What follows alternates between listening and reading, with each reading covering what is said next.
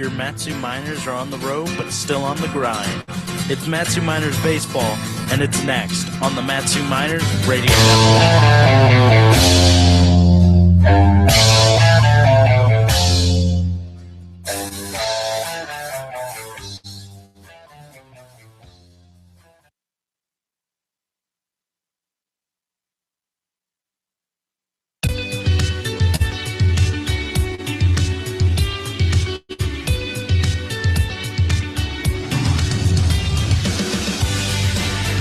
Welcome into the Miners pregame show, brought to you by Napa Auto Parts.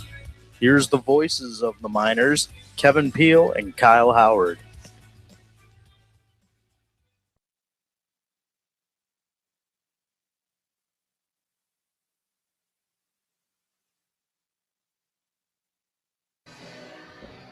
It was a special night for the Matsu Miners yesterday here in Fairbanks. The Miners improved their record to 27-8 and 24-7 in ABL play as they punched their ticket to the top of the World Series by defeating the Alaska Goldpanners in Game 1 of this three-game set, winning 7-1. Another lights-out performance from James Harrington, who now has victories in his last 4 starts, along with 2 big offensive innings, paced the team to victory. The Miners look to keep that good momentum going as they go for at least the series victory tonight here on the road and look to move to 4-0 on the year against the team that for the past 2 years has finished ahead of them to win the Alaska Baseball League crown. Welcome on out to the historic Ground and Memorial Park in Fairbanks, Alaska. You are tuned into the Napa Auto Parts pregame show right here on the Matsu Miners Radio Network. I'm Kevin Peel alongside my partner Kyle Howard. We're ready to bring you some more exciting ABL action as your Miners take on the 12-22-1 and 7-20 in ABL play Alaska Goldpanners. Well, the Miners reached the ultimate first goal on their road towards an ABL championship last night.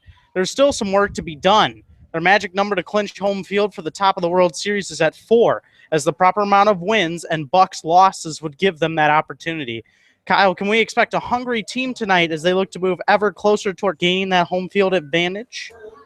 I believe that we absolutely can tonight, Kevin. And last night it was a happy team that was able to clinch the NL division, sure, and they seem to be happy and in good spirits up to that. But that they know the job's not done yet. They want to go out there tonight and creep closer to winning and getting that top of the World Series, at least a series in Palmer at Herman Brothers Field. That's a big thing to them. They really want to play in front of the Palmer crowd. That'd be a good thing for them and good for the Palmer community, and that's exactly what they're playing for. And for the home field aspect of things, they don't have to play the best of 3 series on the road. And it'd be definitely a big step forward if they're able to get that. Tonight would be a good step in that right direction there. And I think you make a good point, Kyle, that they were very positive, but not overly positive, realizing they still have bigger goals to accomplish. The Miners had another fantastic outing from a starting pitcher last night. Tonight, the Miners hand the ball to their right-handed ace, Eli Morgan, as he looks to improve towards a league-best 6-0 on the season. In fact, his teammate James Harrington tied him for the league lead in wins with that W last night. While Morgan did give up a run in the first inning of the All-Star game this past Sunday, that is surely an outing that the right-hander can forget as he focuses on his start tonight, Kyle. You know, the All-Star game, it's something fun to be able to participate in, but at the end of the day, that's not going to make or break a player, and I think Eli Morgan knows that. He was on his game up until that point. He certainly came out there to give up a run. I'm sure he wished he wouldn't have given up a run, but at the end of the day, it's not going to count in the stats book as far as his season performance goes. When he goes back to Gonzaga and you look at his stats for then, that won't matter at all for him. And what does matter is the fact that he did make the All-Star team because he pitched so well before that. So I think he'll focus more tonight on the positives and what he did before the All-Star break, and he'll take that over onto the hill tonight against the Goldpanners. There was a bit of a scary incident last night for Miners fans. Miner All-Star pitcher and outfielder Brick Paskowitz was shaken up trying to slide into third on a double by Matt Diorio in the 4th inning. As one will notice, he isn't in the starting lineup tonight. Paskowitz has proven to be a very important player for this team, batting in the middle of the lineup, stealing bases, playing outfield, and closing down ball games. Do you think the skipper, Ben Taylor, is playing it on the safe side by sitting Brick, at least for the time being, to make sure he's okay and to prevent further injury? I think it's a little bit of that. I think it's maybe also giving him a day off. Brick plays a lot. Again, being the closer and being an everyday player in the outfield as well is you got to give the guy a day off every once in a while. So I think it's a mixture of that, maybe being a little bit sore from last night, coming up limping at third base yesterday, sliding in the bag. But I think it's a little bit of that. They want to keep him healthy going forward toward the top of the World Series as well. Obviously, they want him to play going forward as well to help them clinch that home field advantage. But for tonight, I think they want to give him an off night and allow him to rest up a little bit and get healthy. And so the Miners will look for win number 25 in conference play tonight as they take on the Alaska Goldpanners. It's almost time for baseball here in Fairbanks between the Miners and the Panners. Later on the Napa Auto Parts pregame show, we'll have the starting defensive alignments and batting orders for you. Next, our pregame profile for today is with Jed Fagg. Stay with us. You are listening to Miners Baseball on the Miners Radio Network.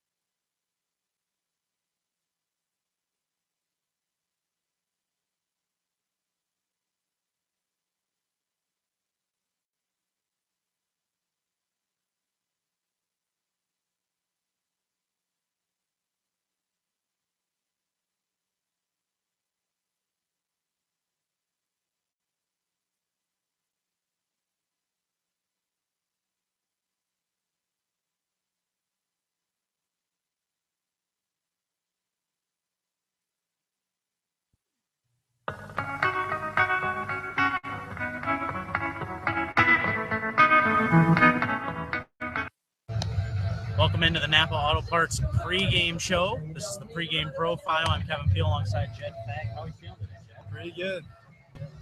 That's good. We're here in Fairbanks. A very nice day for baseball. You guys locked up a big one last night, winning the NL division. How did that feel? You guys had fun. Yeah, pretty exciting. Pretty exciting. All the team, pretty much all the team was very excited. Of course. And have you had the opportunity of being on such a special team like this? I mean, I played at the area code, so that was a pretty special team. All those kids get drafted, but it's a really good summer team that I played on. A lot of good players, a lot of good guys. Had fun all the time. And so you played baseball at Nevada in Reno. Yeah. Talk about your experiences there playing baseball and what you're going to major in.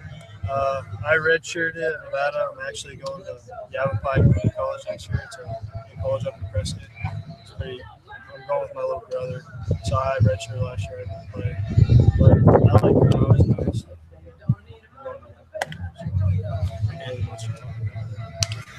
Of course, and so your family is a very baseball-driven family. Probably knew from an early age that baseball was going to be the sport, with your dad being a professional scout.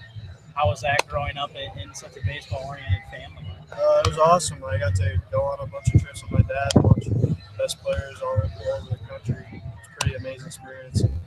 Learn everything from them. It's pretty awesome.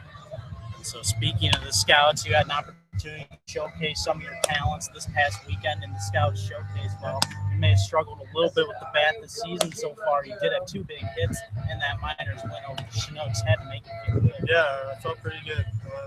Getting in a rhythm now, and hopefully I get another chance to go out there and play. So tonight you guys take on the Goldpanners here in just a little bit. Eli Morgan, your best pitcher on the hill. What are you guys looking to do?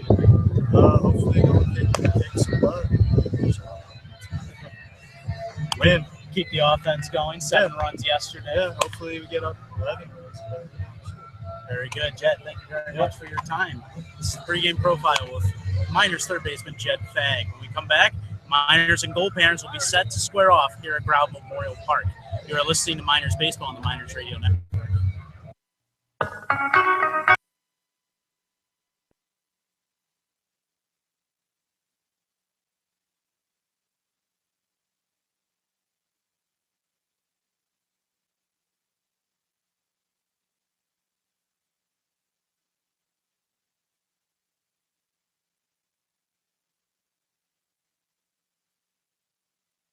Welcome on out to Grout Memorial Park here in Fairbanks, Alaska. Almost set for baseball between the Matsu Miners and the Alaska Goldpanners. But first, let's get you the starting lineups for your Matsu Miners. Batting first and out in right field tonight, Chris Hall. At shortstop and batting second, Tyler Wolf. Batting third and out in center field, Alex Caruso. The DH and batting fourth for tonight, Matt Diorio. Batting fifth and at first base, Tanner Nishioka. Batting sixth and at third base, Niles Nygaard. Batting seventh and catching, J.J. Hancock. Batting eighth and out in left field tonight, Connor Wanhanen. Batting ninth and at second base, Jake Schleppenbach, with the Miners starting pitcher, Eli Morgan. The defensive alignments for the home team, the Alaska Goldpanners. In left field, it will be Riley Roberts. In center field, Scooter Bynum. In right field, Evan Castellato. The infield, starting at third, J.D. Hearn. Shortstop, Malik Jones. Second base, Andrew Carrillo.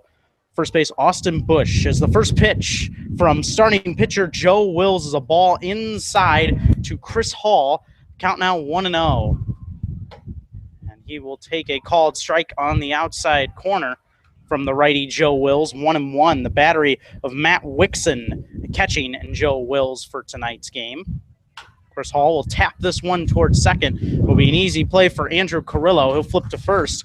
One gone quickly here in the top of the first inning. You can hear the wind howling, and it most certainly is out of the valley here in Fairbanks. Temperature right now 79 degrees, but not feeling as warm as that tonight for this contest. As Tyler Wolf will step in a scoreless game here in the top of the first. Umpires for tonight, flip-flop from last night. Jim Shulock will be the base umpire, and Tim Davis will be behind the plate, the home plate umpire. Called strike from Joe Wills with a fastball. Count now 0-1. Joe Wills from the windup, and here's the pitch. That one low for a ball on a changeup. Count now 1-1. Joe Wills, out of West Covina, California, 6'1", 180 pounds, just finished up his sophomore year at Rio Hondo College. Taking a strike. Inside is Tyler Wolf. And the count now 1-2 quickly on the Miners shortstop. Here's the 1-2 pitch. This one's tapped down that third baseline and foul. Count 1-2. And this has got to be the hardest that the wind has been blowing all day. In fact, we're feeling some raindrops all of a sudden, too. So just an interesting situation. Doesn't look too frightening outside with the wind, with the sun poking through, mostly cloudy. Missing outside for a ball is Joe Wills. The count now 2-2. Joe Wills 0-3 on the season with a 5.72 ERA, making start number 6 as he drills Tyler Wolf in the back with a changeup. He will take his base, so a one-out base runner for the Miners here with 1 out in this second inning. In this first inning, 1 on, and and that'll bring up Alex Caruso. But continuing Joe Will's stats, he's making his 6th start, pitching in his 8th game overall. 33 innings logged, 13 strikeouts, 8 walks, and has surrendered 46 hits. His last start was a loss against the Anchorage Bucks. And this one's tapped towards second, could be 2. On to second for 1, the relay in time to get Alex Caruso. A 4-6-3 double play retires the side here in the top of the first. We head to the bottom of the first. No score here in Fairbanks. You are listening to Miners Baseball on the Miners Radio Network.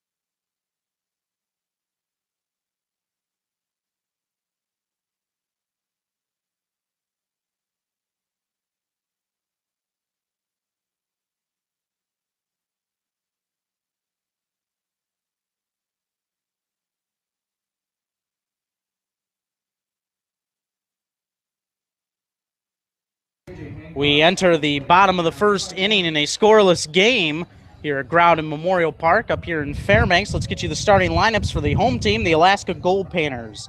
Batting first and DHing today, Rene Martinez. Out in right field, batting second, Evan Casalato. Batting third and at second base, Andrew Carrillo. Batting fourth and playing first base, Austin Bush. J.D. Hearn will bat fifth and play third. Batting sixth and out in center field, Scooter Bynum. Batting seventh and at shortstop, Malik Jones. Batting eighth and out in left, Riley Roberts. Batting ninth and catching, Matt Wixon. With the aforementioned starting pitcher of Bo Wills. On the hill tonight for the Miners, Eli Morgan. From the windup, his first pitch to Martinez is a ball outside, 1-0. So far in the season, Eli Morgan 5-0 with a .82 ERA, pitching in his 7th game, making his 6th start. And that one misses outside for a ball, 2-0. 32 2/3 innings pitched, has struck out 39, walked just 10, and has surrendered only 21 hits on the season. His last start was a 5-3 victory over the Chinooks on July 11th. Called strike from Morgan. Count now 2-1 on the leadoff hitter, Rene Martinez.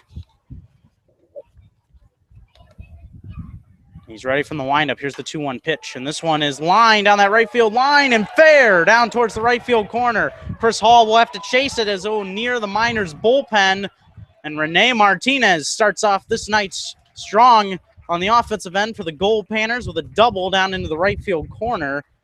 1 on and nobody out here in the top of the first, or bottom of the first, no score. Rene Martinez really starting this game off just like he did last night. Yeah, putting the ball right in play seemingly every time he steps to the plate now against the Miners. But the Miners last night were able to keep him off the scoreboard at least. They're going to try to do that now. Eli Morgan now has a runner on second. Takes a look towards Martinez and delivers the pitch to Casalato. It is a bunt, and it is a good one. Nygaard will come in and field it and throw on to first. Throw was a little bit off, but Nishioka able to keep his foot on the bag. So Rene Martinez moves into scoring position. Now 1 gone here in the bottom of the first. No score. That'll bring up Andrew Carrillo. Carrillo looking to drive in an RBI here very early in this contest. Andrew Carrillo, one of those 4 All-Stars who was happy to make the team for the Alaska Goldpanners. Participated in the Home Run Derby as well. Called strike. Eli Morgan, 0-1. Carrillo didn't perform as well as he wanted to, just one home run in that home run derby. Still had a great time. See the smile on his face, being able to participate. No hitter was shut out in that first round of the home run derby on Sunday.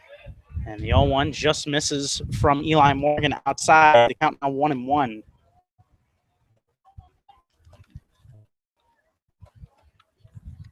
Eli Morgan looking for his 6th victory of the season, which is league leading. No one else has more than 5 other than him. This one grounded down the first baseline. Nishioka will stop it from going into the right field corner, but in to score is Rene Martinez. An RBI ground out for Andrew Carrillo will get the job done here in the bottom of the first as the Alaska Goldpanners get on the board very early in tonight's game. They lead 1-0. It's a nice play by Nishioka to rob that ball from going all the way down the line. It would have been extra bases easily. But it does play to run. The Goldpanners strike first tonight. And the first pitch is lined into center field from Austin Bush. Base hit. Alex Caruso will get to it and throw it in. The second hit of this contest already for the Alaska Goldpanners. This one coming with 2 outs. Now bring up J.D. Hearn. Goldpanners coming out swinging tonight. As Carrillo got RBI number 6 of the season. And Rene Martinez came in to score and make this game 1-0. Now Bush on first. Eli Morgan back to the windup, and I'll bring up J.D. Hearn, the third baseman. First pitch is up for a ball, and the count 1-0. J.D. Hearn, 250 average, playing in his 14th game. 10 hits and 40 at-bats, just 2 RBIs, no home runs, and has walked 6 times. Eli Morgan from the windup, and here's the pitch. It's a fastball for a strike in the outside corner, 1-1.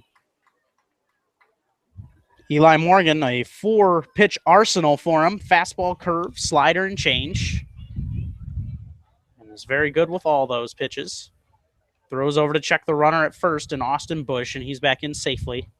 It's just a lob throw that time from Morgan. Count 1-1 on Hearn. Outfield playing essentially straight away. Infield doing the same. On the right-handed batter, J.D. Hearn. And a beautiful curveball hits the outside corner at the knees for a strike from Morgan. Count on 1-2. Miners have won 4 consecutive ABL games. They did lose one of those exhibitions this past weekend, but the ABL they've won 4 in a row. Their last loss was last Monday against the Pilots in the first game of that doubleheader. Taking outside for a ball is J.D. Hearn. Count now 2-2.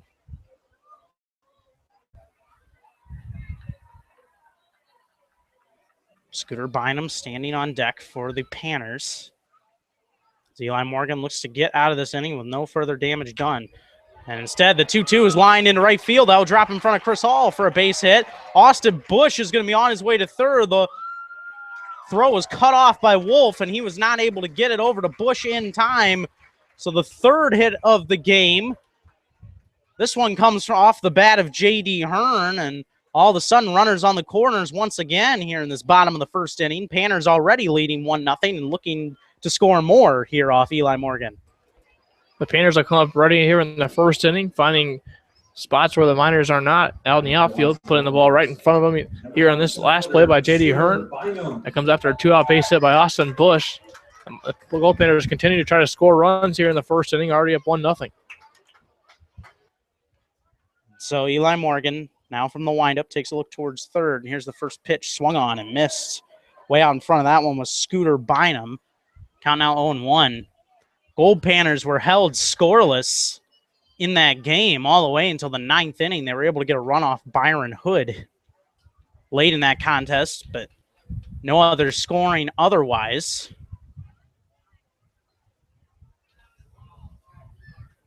Morgan, long look in. Here's the 0-1 pitch. Swung on and missed. Got him with a changeup way out in front. Count now 0-2 on Scooter Bynum.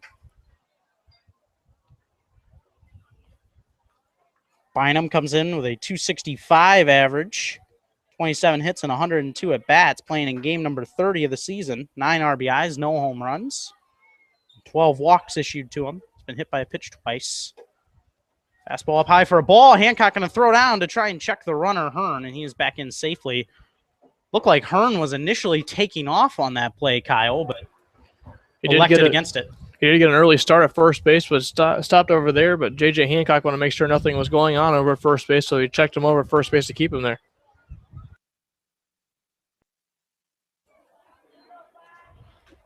So now Scooter Bynum, the 1-2 count on him. Runners on the corners. 1-0 Panners. 2 outs here in the bottom of the first. Swung on and missed.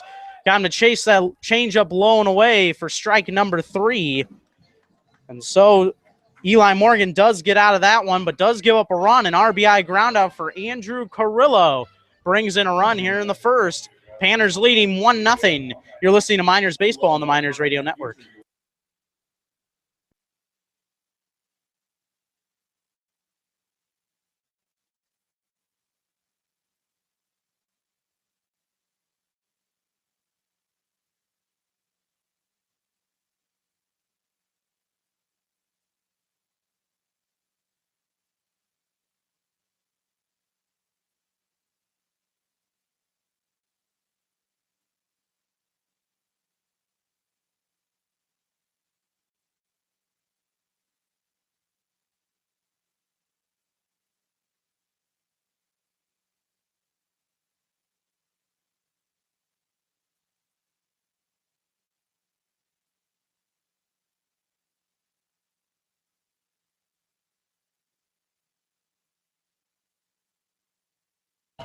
Did you know that 9 out of 10 wildfires are caused by human error? The Matsu Miners have joined the movement to spread the public's awareness to these dangerous natural disasters. Whatever your reason for lighting a fire is, always do so responsibly. For questions on burning in the Matsu area or to learn how to acquire a burn permit, call 907-761-6338 today or visit www.forestry.alaska.gov. Because as Smokey Bear would say, only you can prevent wildfires. Middle of the order coming up for the Miners after they were retired 1-2-3 by right-handed starter for the Goldpanners, Joe Wills. He has a 1-0 lead here as they enter the second inning. No runs, no hits, no errors on the board for the Miners. 1 run, 3 hits, no errors for the Panners. And DiOrio comes up swinging and missing at that changeup from Wills. Count 0-1.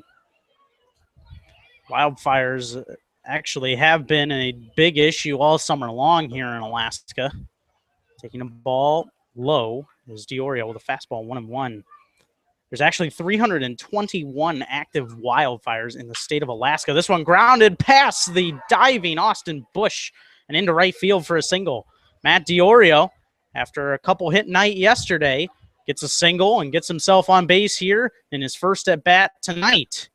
Now bring up Tanner Nishioka with a runner on first and nobody out. 1-0 Panners. And Kevin, we saw traces of one of the wildfires of last month, one of the biggest ones nationally known. And it's unfortunate to see that it become such an issue here in the state of Alaska with so many the wildlife being so beautiful as it is out here. Nishioka comes up swinging, pops this one straight up in the air. Catcher Matt Wixon will float towards the Miners' dugout and make the catch. So Tanner Nishioka retired on 1 pitch.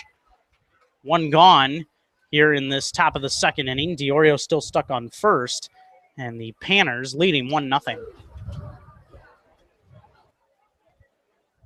Yeah, those 321 active wildfires. You mentioned the Sockeye fire, Kyle, and that one is still actually going. It's not completely contained. It's one that hasn't been talked about as much recently on the news, but definitely some concerning situations with the lack of rain. In fact, seemingly a little bit ago across over the hills out in the outfield, we could see some smoke wafting in with the wind blowing the way it is today towards the field. I'll bring up Niles Nygaard. He takes the ball inside. Count 1-0. But even the dry heat of the summer can really contribute to that. And again, without the rain, it really makes it even worse on the trees. And with the fire going, the heat will continue to enhance that fire. And taking off is Matt DiOrio, and he will swipe a bag. Stolen base for Matt DiOrio. As taking a strike was Niles Nygaard there. A stolen base from Matt DiOrio. I don't think the Panners expected that, but DiOrio gets his first stolen bag of the summer. Now runner in scoring position, 1 out. Miners trying to tie this game. They trail 1-0 here in the top of the second. 1-1 is up back up the middle, and that will get into center field. A base hit. Scooter Bynum's getting to it quickly. Skipper Ben Taylor's going to wave him home, and he is dead meat is Matt DiOrio. He's safe. He got under the tag somehow of Matt Wixon, did Matt DiOrio. And Niles Nygaard, an RBI single. It was actually a bobble. It was hard to see from our perspective, Kyle, up here in the booth. But Matt DiOrio was dead meat by a couple steps on that play. But instead, it turns into an RBI single. The second hit of the game for the Miners plates a run. And with 1 out here in the top of the second, they tie it at 1 on an RBI single by Niles Nygaard. RBI number 9 of the season for him. And this one lined back up the middle by J.J. Hancock and into center field for a base hit. Third hit of the game for the Miners as Hancock reaches, taking the Joe Wills pitches back up the middle. 13th hit of the season for J.J. Hancock. Now they'll bring up Connor Wanhanen, the left fielder, with 2 men on and 1 out. Now the game all tied up at 1 here at Groudon Memorial Park. Joe Wills from the stretch, and here's the pitch. It's outside for a ball with an off-speed pitch. Count 1-0. Joe Wills giving his team getting an early lead from his offense. But that run was given back to the Miners here in the second inning. And this one grounded right at first base. Austin Bush will flip on to second for 1. The relay is in time. A 3-6-3 double play to retire the side as Connor Wanhanen grounds into it to end the inning. But the Miners do tie the game. An RBI single for Niles Nygaard ties it at 1. You're listening to Miners Baseball on the Miners Radio Network.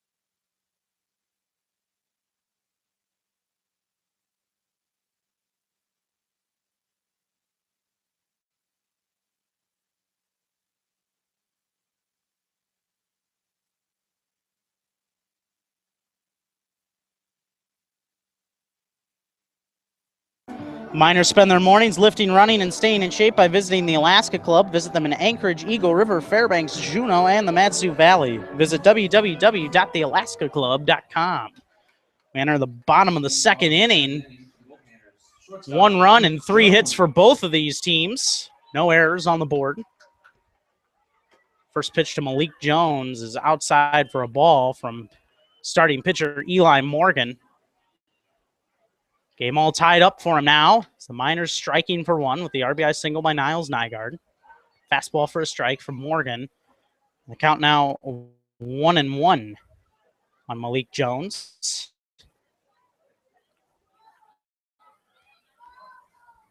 Taking a long look in. This is the starter, Eli Morgan, and now Malik Jones going to step off as Morgan was taking a little bit too long. That one floats outside on a slider. Countdown 2-1. Malik Jones, a 173 average, playing in game number 25 of the season for him. That one misses low and away for a ball, and he's ahead in the count 3-1. Scored 6 runs on the year, 3 doubles, no homers, 2 RBIs, walked 6 times, has been hit once by a pitch. Trying to draw walk number 7 here, but instead a line one back up the middle, and that is a base hit into center field. already 4 hits on the board for the Alaska Goldpanners. As right now they are giving Eli Morgan a little bit of trouble here, Kyle. This is uncharacteristic of Eli Morgan, too. He doesn't give up a ton of base hits. Usually does walk a couple batters here and there, but allows base runners, but usually will get out of his jams. Tonight has only just allowed that 1 run. And he looks to be the strikeout pitcher that he is here, and he'll race a base runner on first base. I'll bring up the left fielder, Riley Roberts. And he'll take a fastball for a called strike on the outside corner. 0-1. Riley Roberts, a 143 average, playing in game number 27 of the season. Now that he's playing in his 27th game, that is tied for 3rd on this team. And throw over to check Malik Jones. He's back in safely. This is an Alaska Goldpanners team then talking to them. And in their front office, only 5 of those players from the start of the year will be returning to Kenai. Bunted foul by Riley Roberts. Count now 0-2. The Goldpanners started their season down in Kenai playing against the Oilers. And with how much turnover that they've had this year, an unprecedented amount, especially for a Goldpanners team that has won the last 2 ABL championships and has been at least competitive. Most historic team in Alaska baseball in general is this Goldpanners team. Missing outside for a ball. Count now 1-2. An organization that has hosted the Eddie Stroker Midnight Sun Game since 1906 and has won over 50 games in the modern era of that event. With the Goldpanners organization itself, throw to check the runner, and he is back in safely. Count still 1-2. And from the stretch, Eli Morgan. Here's the pitch. And this one's lined towards right. Going to be a tough play for Chris Hall. Will he get there in time? They say he trapped it. It falls in for a base hit. As Malik Jones will get over to second safely. A very alert play by Malik Jones, by the way. On that one, he was halfway to second. That's a really tough call for a base runner there, trying to get over to make sure he's not put out at second, but also trying not to get it doubled off at first if Chris Hall is able to make the catch. 5th hit of the game, still tied at 1, but the Goldpanners are threatening again as the pitching coach Matt Greeley will come have a mound visit with his right-handed pitcher Eli Morgan. There's another nice play out in right field for Chris Hall, tracking that one down. He was unable to catch the ball, unfortunately, but he did the smart thing. That was to keep the ball in front of him. Oftentimes you see a guys dive for a ball out in the gap, and the ball gets under his glove and goes all the way to the wall, and it becomes more trouble than just letting the ball fall in the first place. Chris Hall, an outstanding defender on right field, one of the reasons why he was an all-star this past season, and he shows it just right there. A bit ago, we talked about the fact that Eli Morgan doesn't give up a ton of hits. Now he's allowed 5 here in the bottom half of the second inning. That's already more than 4 of his 6 outings this season so far. He's allowed 8 hits and 7 hits in 2 different starts. But really, for the most part, the season has been a strikeout machine. Has not allowed a ton of base runners via hit. And tonight, it's been a rough start for him as far as allowing base runners, but still to this point, only allowing 1 run. Yeah, but a really tough and uncharacteristic outing for the righty Eli Morgan. Runners on first and second now.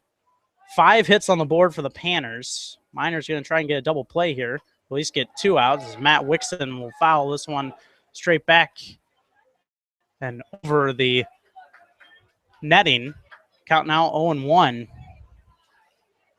Is Tyler Wolf going to come have a quick chat with his right-handed pitcher Eli Morgan. We mentioned the history of this ball club. 110th year with the Midnight Sun Game this year. And they won that game 7-4. That was back in June on the 21st. Facing the Seattle Studs. Taking a called strike is Matt Wixon, and he's quickly behind in the count 0-2. Their overall record in that event as the Goldpanners now 46-11. To give you some perspective of how dominant they've been, Wixon tries to bunt with 2 strikes, and he went as he tried to reach out for the slider and get it down to the ground. A huge out for Eli Morgan there. Now 1 gone here in this bottom of the second inning. And that'll bring up the most dangerous hitter in this lineup, the leadoff hitter, Rene Martinez. The Midnight Sun game really a staple here in Fairbanks. It's well known around the Alaska Baseball League and around the world for that matter because of that. And not only is it good for the sake that it packs out the crowd, but as you said, 46-11 in those games. They really wish there's a Midnight Summer game every season long, every game. And the first pitch is a slider that just misses from Eli Morgan. The count 1-0. The last time that the Goldpanners lost the Midnight Sun game was back in 2007. They lost to the Oceanside Waves, one of those travel teams that comes up and plays many of the ABL clubs. Lost that game 6-1. Since then, they've been undefeated. Taking a called strike is Rene Martinez, and the count now 1-1. If you're curious, the last time that the Matsu Miners actually participated in that event was 1987. The Miners won that game 2-1, and the starting pitcher, Chris Kramer was the pitcher of record who won that game for the Miners as Rene Martinez fouls that out of play. The count now 1-2. This gives you a little bit of a sample of how long these two teams have been going at it and how long that game's been around. So, Eli Morgan now, with runners still on first and second. One score. Rene Martinez trying to break the tie here, but instead he will check his swing. Did he go? He did not. That pitch didn't miss by much. It was another slider from Morgan. Count even at 2-2. Malik Jones on second. And Riley Roberts on first.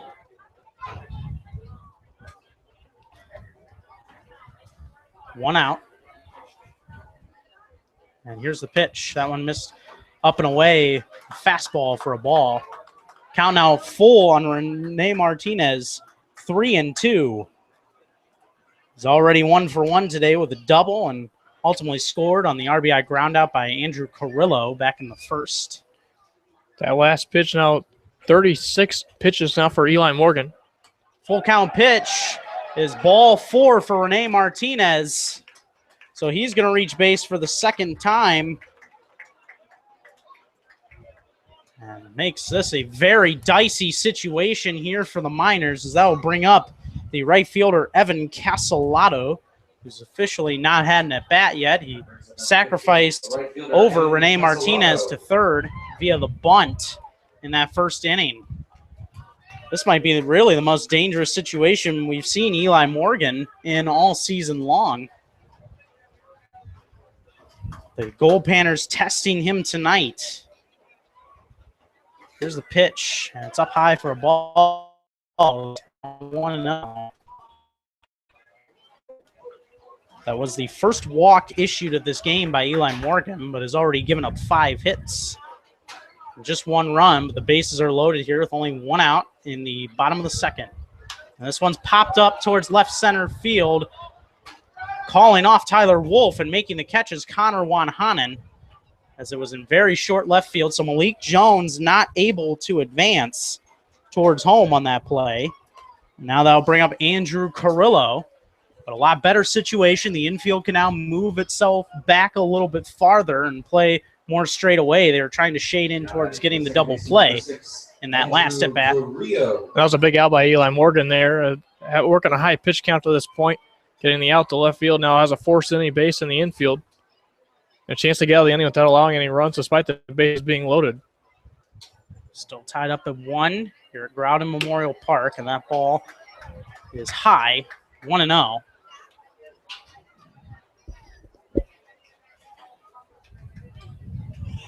Fans still piling in here. Nice attendance in Fairbanks tonight.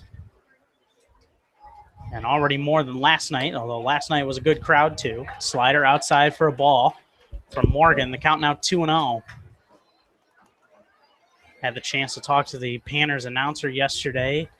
And Friday, one of their big days here at the ballpark.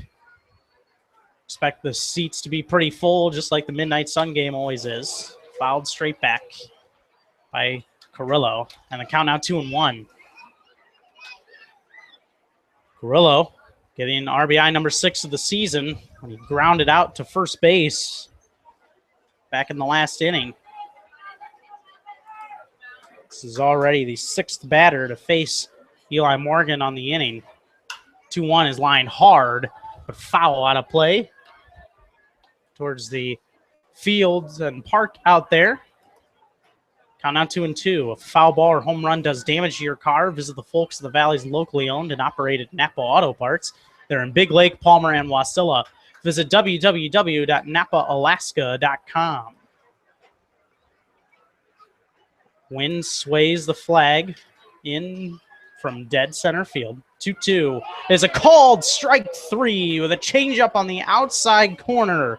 And he gets Andrew Carrillo looking to end the inning. Strikeout number 3 for Eli Morgan, and it's his biggest one of the night.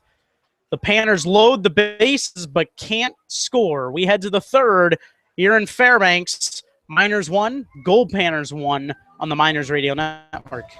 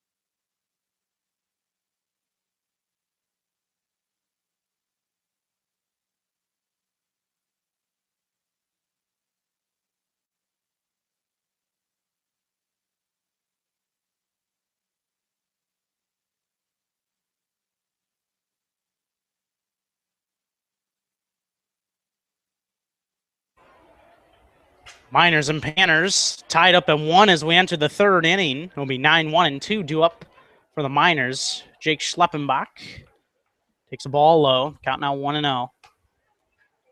Schleppenbach had yesterday's night off. Him and Caleb Wood continuing to switch on and off at second base. And the second pitch also inside for a ball from Joe Wills. Count now 2-0. Schleppenbach on the season, batting .200, playing in his 24th game, 14 hits and 70 at-bats. 2 doubles, 10 RBIs, no home runs, and 6 walks. Takes another ball inside from Wills on a changeup, 3-0. 3-0 pitch is a called strike with a fastball. Counting out 3-1. Glad you can join us here tonight in Fairbanks. We're on the top of the world, well, sort of. As this was a ball inside, and taking a walk is Jake Schleppenbach on 5 pitches. First batter reaches of the inning. Miners look to break the tie here in the 3rd. It's tied at 1, and they'll bring up Chris Hall. The 4 balls thrown that count there to Jake Schleppenbach equals a total he had all night coming into the inning.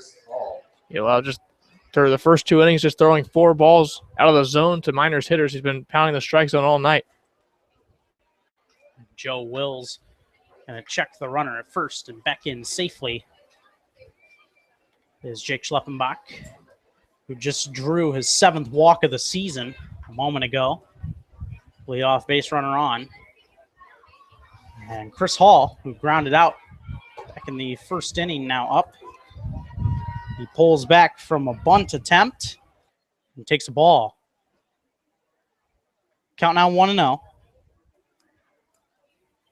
All 0 for 1 with a ground out to second. Right fielder out of Tennessee. Another throw over to check Schleppenbach, and he's back in safely. Malik Jones and Andrew Carrillo playing at double play depth. Try and get a double play, although Chris Hall a lot of speed. His ability to steal bases shows how much speed he has. 8 stolen base attempts, and he has gotten 7 steals on that. Gets a bunt down in this situation. Schleppenbach was taking off, and it was a good bunt. Joe Wills had to throw out Hall at first, but Schleppenbach moves up to second easily. So here in the third, Miners with a runner in scoring position, just 1 out. In a tie ball game at 1. And I'll bring up Tyler Wolf. Tyler Wolf for today has not had an official at bat. He was hit by a pitch back in the first. So Wills from the stretch. And here's the first pitch. And it's high for a ball. 1-0. Say we're on the top of the world because at this point from Fairbanks, only 500 miles to the Arctic Ocean from here. And ball low to Tyler Wolf on a slider, 2-0. The town of Prudhoe Bay is officially 499 miles from Fairbanks, which is featured on the show Ice Road Truckers, the Dalton Highway, which the truckers travel up the highway to take supplies up to Prudhoe Bay in the winter. Called strike with Tyler Wolf, count now 2-1. Wills takes a look towards second. Here's a 2-1. And this one line hard and foul out of play down that right field line. Count now 2-2. And just to let you know how far north we are, the Miners had a chance to eat at the northernmost Denny's in the world last night after the game. Nice celebratory meal after the Miners clinched the NL division last night. But the furthest north Denny's could possibly be up here in Fairbanks. And they make that well known with the signage. This one lined towards left will be an easy play. Not moving much is Riley Roberts, and he'll make the catch in left. 2 gone. Schleppenbach has to stay right where he's at, and I'll bring up Alex Caruso. He's trying to recover from a rough night of his own last night. Was held hitless last night in the leadoff spot for the Miners team. Upcoming senior at St. John's went 0 for 5 with 3 strikeouts last night. Probably the roughest game of the year that he's had at the plate. Guy that averages 350. Slider for a strike from Joe Wills. Count now 0-1. Good speed at second base, and Jake Schleppenbach. Shortstop Malik Jones stands right behind him. 0-1 is inside for a ball with another slider, and the count now 1-1. Sun hiding behind the gray clouds overhead. Wind has died down, at least for the time being, here in Fairbanks. Wills takes a look towards second. Now the 1-1 is chopped foul down that first base line. Count now 1-2. Caruso might have hit his foot on that as he fell to one knee after fouling that one off. But he looks okay. We'll shake it off. Been a rough couple of nights for Miners outfielders. Caruso fouling this off his foot, hobbling around in pain. Last night, Paskowitz sliding to the third base bag and hurting his leg slightly. Hope they're both okay. Caruso appears to be okay as he digs back into the box. Paskowitz says he's fine as well, so expect for him to be back in the lineup in the next few days. Could even be a night off in the field for him and getting him out to maybe pitch later if need be. 1-1 the score, 2 outs here in the top of the third. Caruso trying to drive home Schleppenbach on second, and he takes a ball up high and in. Fastball from Wills, count now 2-2. But again, maybe giving him a night off, as you mentioned, to get them healthy for the top of the World Series, make sure everybody's in good shape for that. 2-2 is lined towards left, coming in to make the catch is Riley Roberts to retire the side. Miners threaten as they get Schleppenbach to second base, but nothing comes of it. We head to the bottom of the third, still tied at 1 here between the Miners and Panners. You are listening to Miners Baseball right here on the Miners Radio Network.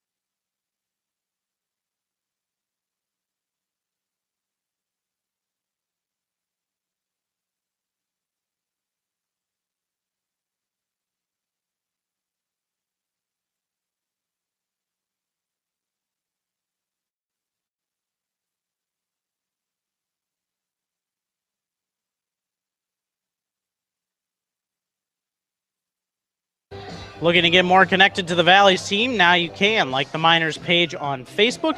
You can also follow them on Twitter at ABL Miners. Get more connected with your Miners today.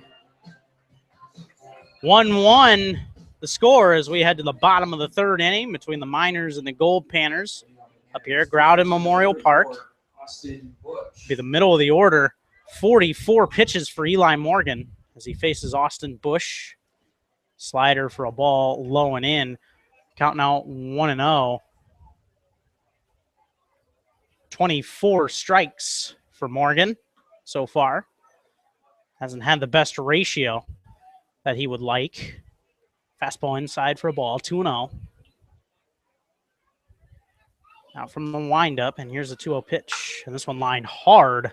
A missile off the bat of Austin Bush, but fouled on that first base line. Counting out 2-1. Lots of kids at the ballpark tonight as well. Several of them chasing after that foul ball, that coveted souvenir there. Austin Bush swung on and missed. It was a changeup outside, and Bush chased it. Counting out 2-2. Went off the glove of Hancock, and further back behind him did that pitch. But it was of no consequence. It was just the second strike in the at-bat. That fastball's off the corner for a ball. Another full count here for Eli Morgan, 3-2. Morgan already approaching 50 pitches here in the bottom of the third. James Harrington in 7 innings of work last night, only a 93. This one grounded towards first. Tanner Nishioka will flip to Eli Morgan for the putout here to start the bottom of the third inning. One gone, still tied up at 1. Now bring up J.D. Hearn. Well, one struggle that Eli Morgan had early on this year was having a high pitch count. He's had a higher one tonight. For the most part, since about the third start of the season for him, he's really started to lower his pitch count a little bit. Obviously, this one a little bit different for him tonight, allowing 5 hits to the first 2 full frames, but hoping to lower it here from the rest of the night out. I'll bring up J.D. Hearn. He takes a fastball high and away for a ball, 1-0.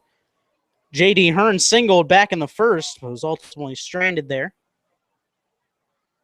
1-0.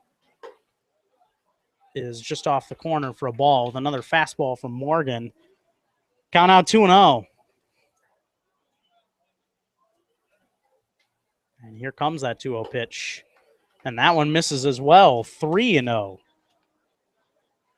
While Morgan has fallen behind in quite a few counts so far, only 1 walk on the night issued by him. In the first 13 batters he's faced. 3-0. Called strike. Fastball from Morgan. Count 3-1.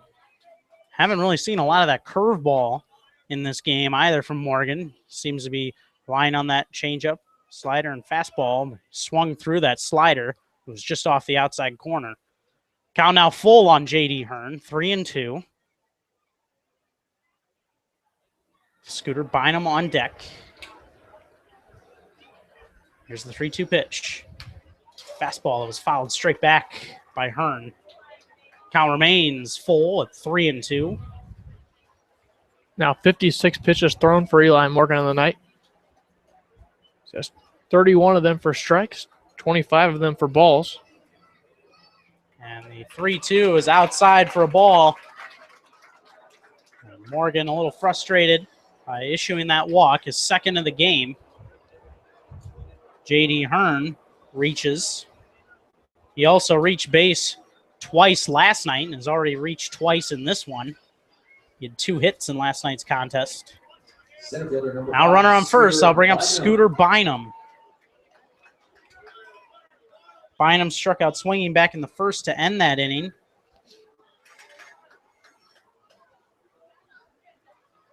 Eli Morgan from the stretch. Here's the first pitch to Bynum. Swung on and missed. Count 0-1. If there is one batter that Eli Morgan has thrown off tonight, it has been Scooter Bynum. Bynum did not look very good in that at-bat either. Really mixed up his speeds on the center fielder for the Panners and struck him out swinging.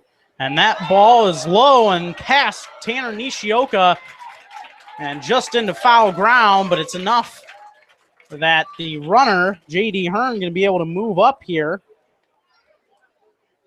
on the error. That's going to go to Eli Morgan for sure, as it was a low throw. Tough one there to handle. He was trying to make a snap delivery, was Morgan.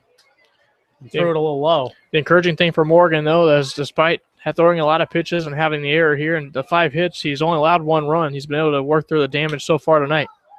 1 line foul. Count 0-2 now on Scooter Bynum. And his offense has picked him up. Did give him a run in the top of the second to tie this game after he fell behind in that first inning. The score remains 1-1 here in the bottom of the third. J.D. Hearn now at second base with a decent lead, not being held too closely. And the 0-2 is grounded to second base. Easy play for Schleppenbach. Throw to first is in time. Scooter Bynum retired for the second time tonight. Now bring up Malik Jones as J.D. Hearn moves over to third. Take a 2-out hit from the Goldpanners shortstop here, or an error, to bring in the runner at third, J.D. Hearn. While the runner does move over to third base, it's certainly something Eli Morgan will take. He gets the second out of the inning and now allows him to get 1 out here to end the inning. Slider for a strike from Morgan on the outside corner. 0-1.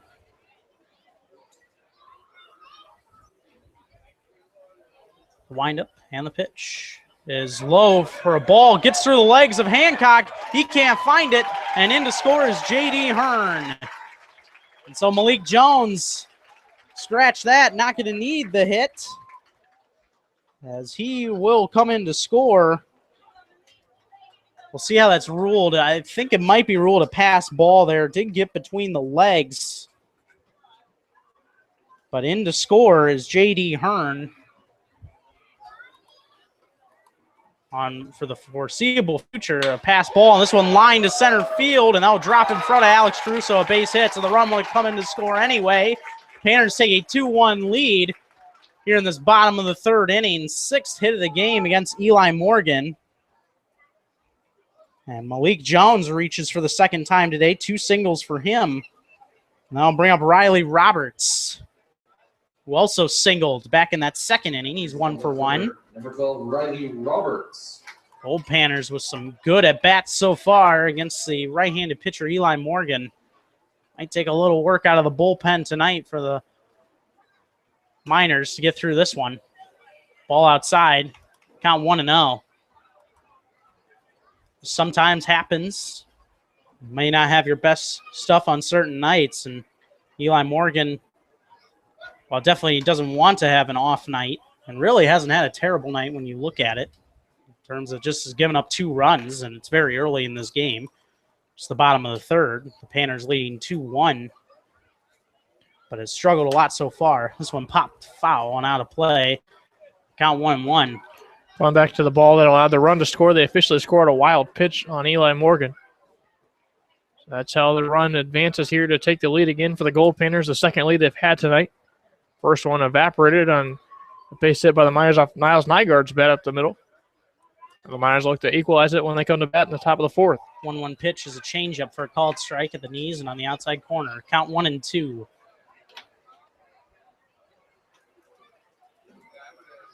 Eli Morgan, with how good he's been pitching, we've maybe been spoiled by how good he's been pitching so far this year. The 5-0 record, the .82 ERA, but still well in line to settle down and get himself a victory here tonight.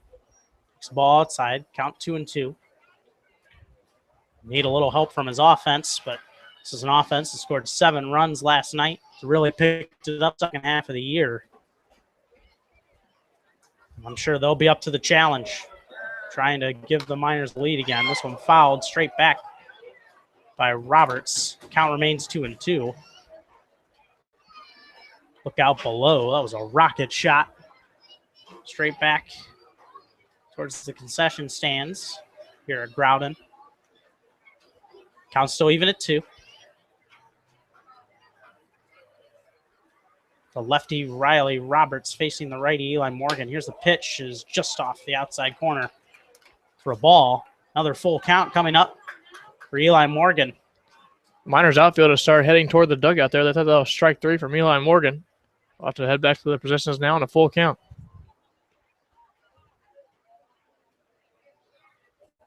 That outfield playing just a little in, but straight away. Here's the full count pitch, and this one lined hard towards left. It will get down that left field line, in for at least a single. Into third goes Malik Jones, and Riley Roberts, another hit for him. His second single of the game. And over to third goes Jones. So 2 outs, and the Panners still threatening here, leading 2-1. I'll bring up the catcher, Matt Wixon. He's 0 for 1. He struck out swinging back in the second inning. Already 7 hits on this game for the Alaska Goldpanners. They only had 6 in last night's game overall. Miners scored 7 runs in last night's game, but only needed 8 hits to score those 7 runs. Here's the first pitch to Wixon. It's a slider for a called strike on the outside corner. Count 0-1. Top of the order looming on deck already. It's Rene Martinez, who was looking to bat in each of the first 3 innings if Wixon can reach here.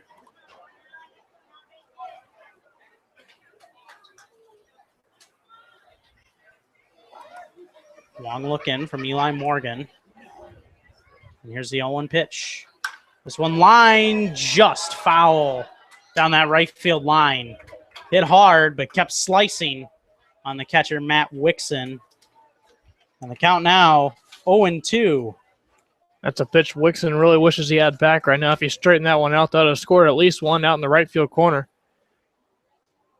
Run might have also come around to score from first base, depending on how far it would roll down the line. 0-2 is fouled straight back out of play. Count remains 0-2.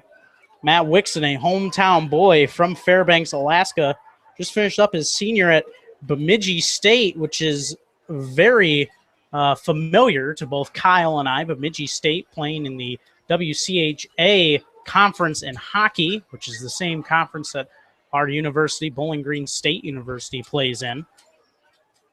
Bemidji State and the BGSU Falcons have been locked in some great battles over the years. 2 very good hockey programs there at Bemidji State and Bowling Green State University. 0-2 is fouled away once again as Riley Roberts was off and running with the pitch. Count remains 0-2. That's a hockey conference that was just created after the CCHA was eliminated. Some of the Big Ten schools from the CCHA forming the Big Ten Hockey Conference, BG, joining the WCHA with schools like Bemidji State as the changeup swung on and missed by Wixon, and he will strike out swinging for the second time in this game to retire the side. The Panners do get 1, though. On a wild pitch from Eli Morgan, J.D. Hearn comes in to score. It's now 2-1, Goldpanners entering the 4th. When we come back, Kyle Howard will have the play-by-play for you for the middle innings. Stay tuned. You're listening to Miners Baseball on the Miners Radio Network.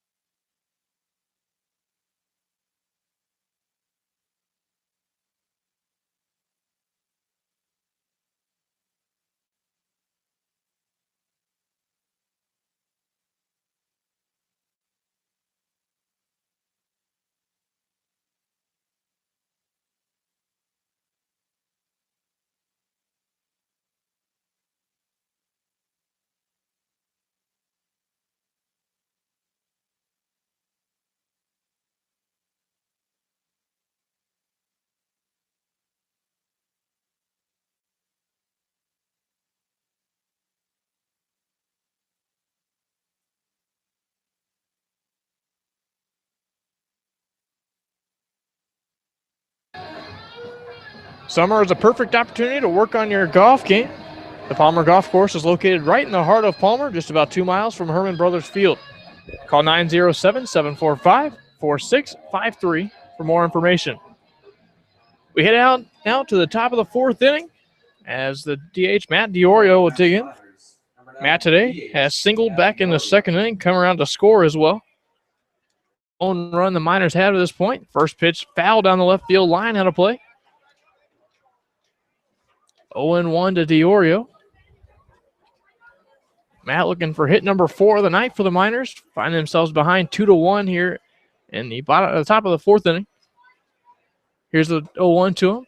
It's a curveball that misses just outside. Evens the count. 1 ball and 1 strike from the righty, Joe Wills. Joe just allowing us 1 run on 3 hits to this point here in the top of the fourth. Here's the line and the delivery. Line drive back up the middle. That's a base hit. Second one of the ball game for the DH, Matt DiOrio. Man who played in the All-Star game, also was a home run derby participant. And what a showing he's been for the Miners this season so far, Kevin. Yeah, for sure he has been. And the guy that we talked about last night, how he's been so good hitting the gaps in terms of being able to drive in runs. And when he's had to, too, very good with singles and finding the open spots there. As Tanner Nishioka, first pitch swings and hits it down the left field line. It's going to roll all the way to the wall. Rounding at third base and coming around to score, tripping on the bag. Now the throw going to be in to home plate. Standing and coming around to score is Matt DiOrio on the double by Tanner Nishioka. Ties the ball game at 2. The 5th hit of the ball game. Tanner Nishioka strikes again. And that's why he was an all-star, a guy that started on the bench to start the year for the Matsu Miners. Comes on, gets to start at first base. The chance to maybe be the player of the year as a utility man this year. It's certainly a good candidate for that. He now doubles down the line to tie the ball game here, too. Now Niles Nygaard digs in, and he takes a first pitch curveball at the knees for a called strike. 0-1 to him. Niles instrumental back in the second inning, plating the first run of the ball game on a single to center field that scored DiOrio, who stands on second now. Ground ball to short. Should be an easy play as Malik Jones fires across the infield for the out. Niles Nygaard retired. Should say Tanner Nishioka standing on base pass. He's at third base now. So he advances on the ground ball to shortstop. So now J.J. Hancock digs in. J.J. also had a single in that big second inning for the Miners. As Hancock will dig in now with the infield drawn in. 1 man out in the inning, a runner on third base. That's Tanner Nishioka, doubled a moment ago. This one grounded to first. It's off the mid of the first baseman, Austin Bush. But he'll flip. He has no play at second base, actually, as the second baseman, Carrillo, doesn't cover the ball in the bag in time. Bush would have had a play to tag Hancock, I think. Maybe beat him by half a step. I'm not really sure, but honestly, I think he should have probably just tagged him there. But instead, he decides to go to Carrillo with the ball. On to first safely goes J.J. Hancock. We'll see officially how they score that, if that's a hit or an error. I assume probably an error for the sake that the ball glanced off his glove for a moment there, but aboard safely is J.J. Hancock. The runners are on the corners with 1 man out. First pitch called strike to Connor Wanhanen. Connor reached on grounded a 3-6-3 double play back in the second inning to end the inning.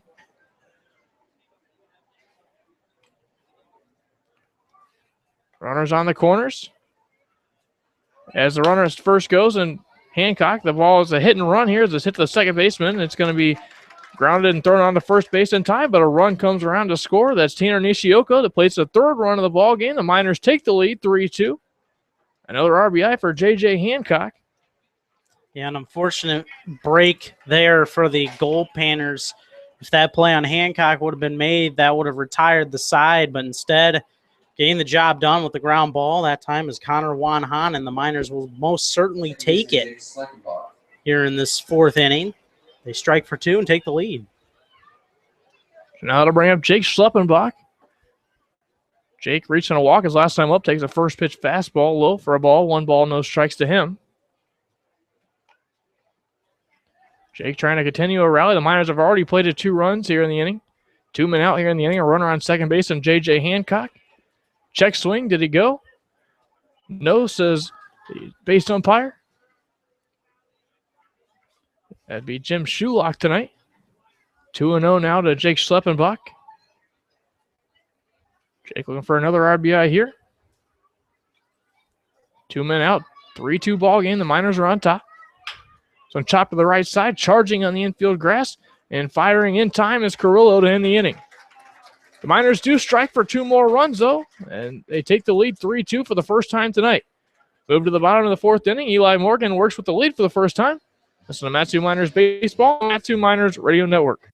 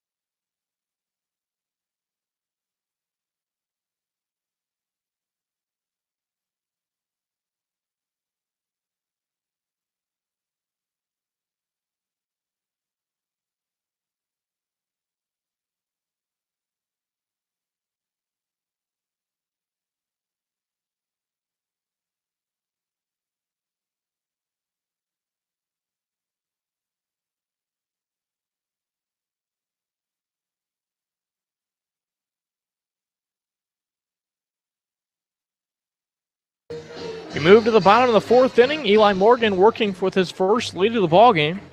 Fell behind 1-0 back in the 1st inning. The Miners would equalize that in the top of the 2nd inning. And the Panners would take a 2-1 lead in the bottom of the 3rd before the Miners would go ahead. Now 3-2 in the top half of this inning. Rene Martinez steps in to lead things off. First pitch, a curveball, and it's in there for a called strike on the outside corner. 0-1 now to Rene Martinez. Rene doubled and came around to score back in the 1st and also reached on a walk in the 2nd. Change up in there for a called strike. 0-2 now on Rene. An all-star and a home run derby participant for the Goldpanners just this past weekend in Anchorage. Eli Morgan winds and delivers. Fastball missing away.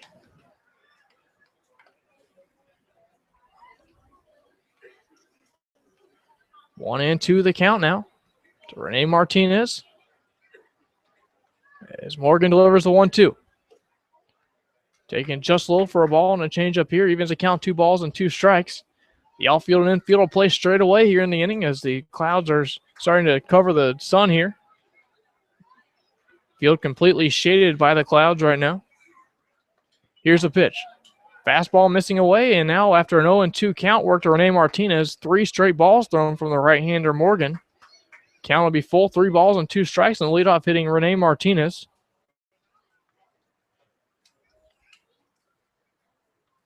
Morgan from the stretch. Delivers the 3-2 pitch. Line drive hit back to deep center field, giving chase. It's over his head from Caruso, going back to the warning track, grabbing in a 1 bounce and firing it into the infield. That's another double for Rene Martinez. He started the game with a double, would walk after that, and now another double for Rene Martinez, and that's how the inning will start with his 7th double of the season. So now a runner on second base, nobody out for Eli Morgan. It'll be Evan Castellato, the right fielder, to step in.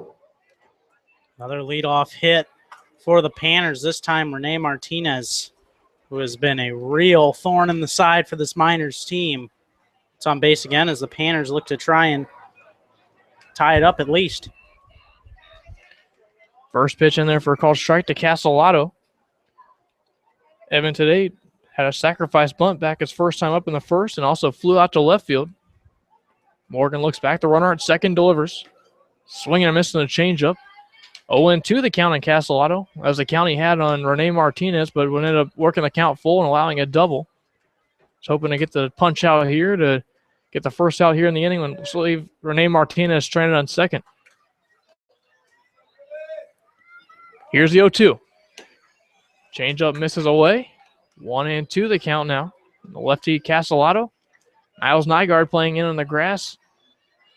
Also, the outfield straight away, and now Tyler Wolf going to move back a little bit. Now back toward left field is Wolf. Line drive hit to left field. Connor Wanhanen backing up a couple steps toward the line and making the catch. Out number 1 here in the inning, and a fly out by Castellato. That'll bring up Andrew Carrillo. Runner on second base. 1 man out here in the inning for Andrew Carrillo. Andrew drove in the first run of this game. That was an RBI ground out to first base. Also struck out looking his last time up. Here's a pitch. Popped up near us, nearly coming up to us in the press box, about a section over. Kevin and I almost having a souvenir up here in the press box. Question was, if one comes into our booth, are you going to try and catch it or not, Kyle? I don't know. I might eat it instead if it comes right at me too fast. And that one was hit like a rocket. That was pretty close to me, bud.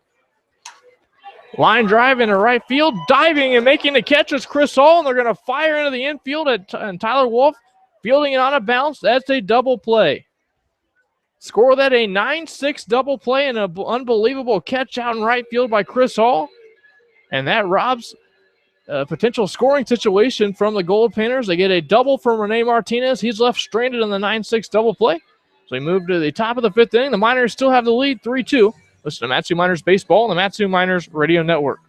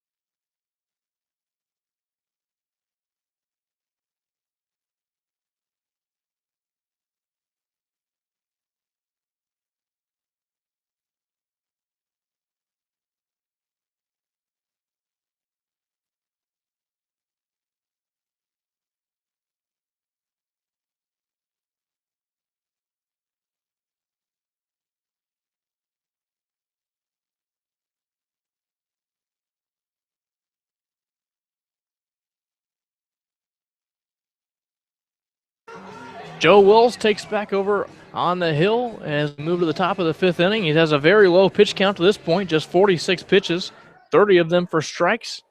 But he finds himself behind 3-2, thanks to a couple of runs scoring against him in the top of the 4th inning. Leading things off will be Chris Hall. He takes the first pitch in there on the inside edge and a fastball. Called strike. 0-1 to Chris. Chris, the leadoff hitter tonight, 0 for 2 officially on the day. As he chops this one foul back to the screen. 0-2 the count now on the Tennessee product here.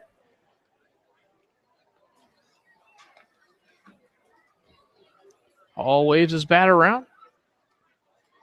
Shaking off the sign is the righty. Now he delivers to Chris Hall.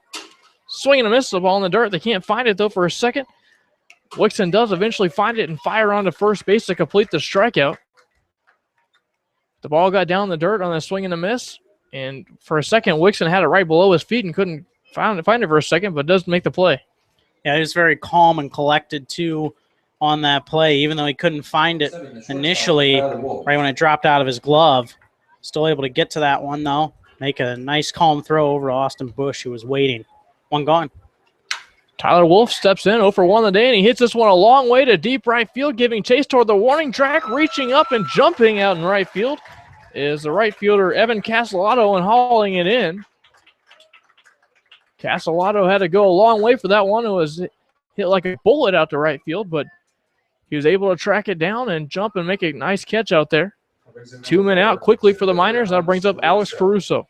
Seen a lot of hard hit balls so far in this one. Not as much last night in that 7-1 game, which is weird to say because there was more scoring in last night's game. But A lot of rockets, just some of them not falling in. First pitch down low for a ball as Caruso squares the bunt but pulls back. Alex today ground into a double play back in the first inning, also flew out to left. Here's the 1-0 to him. Fastball gets the letters. 1-1 the count on Alex. So Miners stretching going on in the Miners bullpen. Not sure if it's anything serious or not. Curveball in there for a called strike at the letters again. 1-2 the count to Alex Caruso. Goldpanners also going to get some activity going in the bullpen as well. Ground ball back up the middle off the mound. It rolls into center field for a base hit for Alex Caruso. A 1-2 pitch grounded right back up the middle. Gives the Miners a 2-out base runner. That'll bring up Matt DiOrio, who's 2 for 2 today. That's just a great piece of hitting from Alex Caruso, not trying to do too much in a 2-strike situation that time and just did what he could with the pitch, hit it right back up the middle. Almost right between the legs there of Wills. A 2-out base runner for the Miners keeps the inning alive.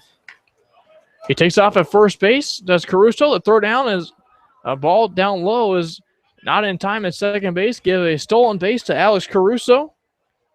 After his 36th hit of the season, he gets stolen base number 5 here.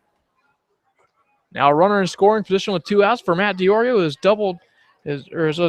singled twice tonight. He's also scored 2 runs for the Miners. Here's the 1-0. Slap foul down the left field line, and that's going into the parking lot. It actually hits a car. I hope that's all right out there, which means it's a foul ball or home run does damage to your car. Visit the folks, the Valley's locally owned and operated Napa Auto Parts. They're in Big Lake, Palmer, and Wasilla. Visit www.napaalaska.com. Certainly a good time to call the good folks at the Napa Auto Parts dealer. Fortunately, none up here in Fairbanks, but if they're back in Palmer, it'd be a good spot for them. As he taking a pitch outside for a ball, 2 balls and 1 strike. Might be taking a little drive down the Parks Highway there, Kyle, to get their car fixed. Pitch in there for a called strike on a fastball here at the knees, 2-2 the count. Certainly hope that car's all right, though, hitting the top, and hope there's no dent in it. It was a sharply hit ball down the left field line by DiOrio. But now the 2-2 on him. Line drive hit into left center field. Should hold up long enough for Bynum. It does in the left center field gap. And that'll end the inning. Miners get a base runner, leave him stranded on second base. We move to the bottom of the 5th inning. It's 3-2 Miners. Listen to Matsu Miners Baseball on the Matsu Miners Radio Network.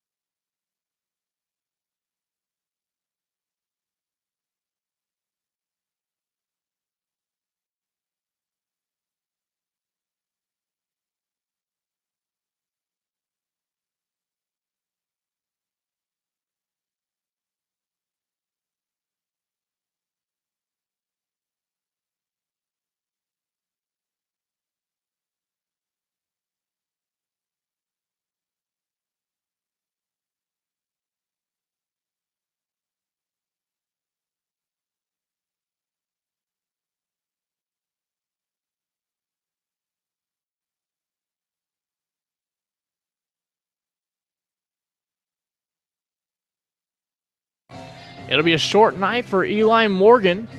We enter now the bottom half of the 5th inning. Morgan works 4 innings, allows what ties a season high 8 hits tonight, allowing 2 runs, just 1 of those earned, striking out 4 and walking 2. Facing 21 batters, he throws 81 pitches tonight, 50 of those for strikes. The new pitcher will be left-hander Sebastian Valenzuela, working in his 8th game. 3 of those starts this year, 19 innings of work, while allowing 10 hits, 6 runs, 5 of those earned. He holds an 0-0 record with a 2.36 earned run average. Struck out 15 and walked 13 this year. First batter he'll face will be Austin Bush here to lead off the inning in the bottom of the 5th inning. 3-2 ball game. The Miners lead it. First pitch, fastball in there for a called strike to Bush at the knees. 0-1 to start the inning. Austin singled back in the first, also grounded to the first base his last time up. Here's the pitch. Slider starts inside and moves back over the plate for a called strike. Quickly 0-2 ahead in the count is Valenzuela. Juan Hanen and Caruso pushed toward left field a little bit in the outfield. Everyone else straight away. Check swing on a slider that misses low and away for a ball. Ball gets past J.J. Hancock. Out comes Sean Winston to grab it from the dugout. 1-2 the count now to Austin Bush. Miners trying to hold a 3-2 lead here. Here's the pitch. Line drive back up the middle. That falls for a base. Russo moving toward the right center field gap to get to it. He'll fire back into the infield. Another base hit for Austin Bush here. Lead off the inning here in the 5th inning. Hit number 9 for the Goldpanners tonight. That'll bring up J.D. Hearn. Dangerous night for pitchers tonight, Kyle. Another line drive. Valenzuela actually to move his head out of the way quickly of that one to avoid the line drive from Austin Bush. We've seen a lot of hits back up the middle, whether they're on the ground or on the line. That's good hitting. Guys getting up there and using the middle of their field to their advantage so far in this game. First pitch to J.D. Hearn, missing away and a fastball. 1-0 the count.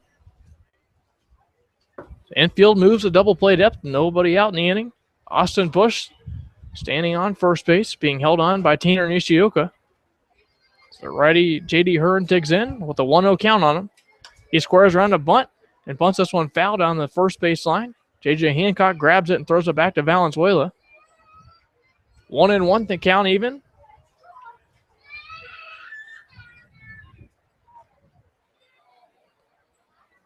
Now time called for J.D. Hearn.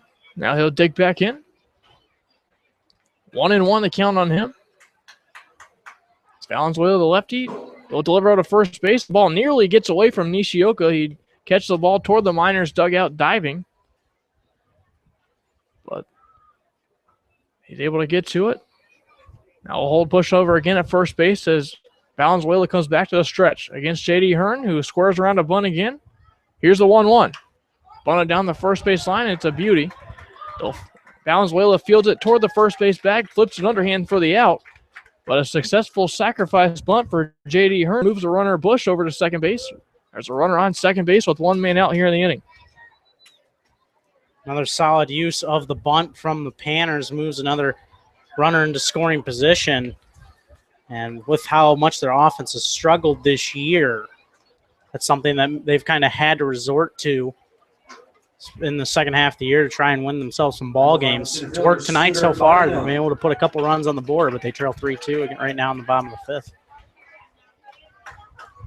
For Hearn, the third sacrifice bunt of the season. Now Scooter Bynum steps in, takes the first pitch inside for a ball. 1 ball, no strikes. Bynum 0 for 2 on the night. Struck out swing and grounded to second base his last time up. So Miners lead at 3-2 here in the bottom half of the 5th inning. Valenzuela will check the runner at second base. He dives back safely. 3 runs, 6 hits, no errors for the Miners. 2 runs, 9 hits, 1 error for the Goldpanners. From the stretch, Valenzuela looks back the runner. Now he delivers. Ground ball to the left side. Wolf has it. It's going to go to third base as the runner Bush heads to third base. He's got him out by a mile. Not really sure what Bush was thinking. The ball was grounded over to Wolf, and Wolf, an all-star shortstop who has a very good arm over there. Wolf makes a very nice play at shortstop to nip Bush at third base, make that. On to first base goes Bynum, but score that a 6'5" fielder's choice there. Successful at first base on the 6'5" fielder's choice as Scooter Bynum. Now with 2 men out, it's Malik Jones. Fastball gets down low and underneath the glove of J.J. Hancock. That'll be a wild pitch, I believe. We'll see how they score it, but on to second base goes Scooter Bynum. 1-0 count coming to Malik Jones. Jones singled twice tonight. And now looking to single again and drive home a run to tie the ball game at 3-2 is the score with the Miners leading right now. Slider runs inside and misses. 2-0 now on Malik Jones, the right-handed batter. Hindsight being what it is, Kyle, it ended up being a great decision that Tyler Wolf went to third on that play. That wild pitch would have played a run here in this bottom of the fifth, but Wolf, the heads-up play, got the lead runner there. Fastball check swing, taken outside for a ball again. It's 3-0 on Malik Jones.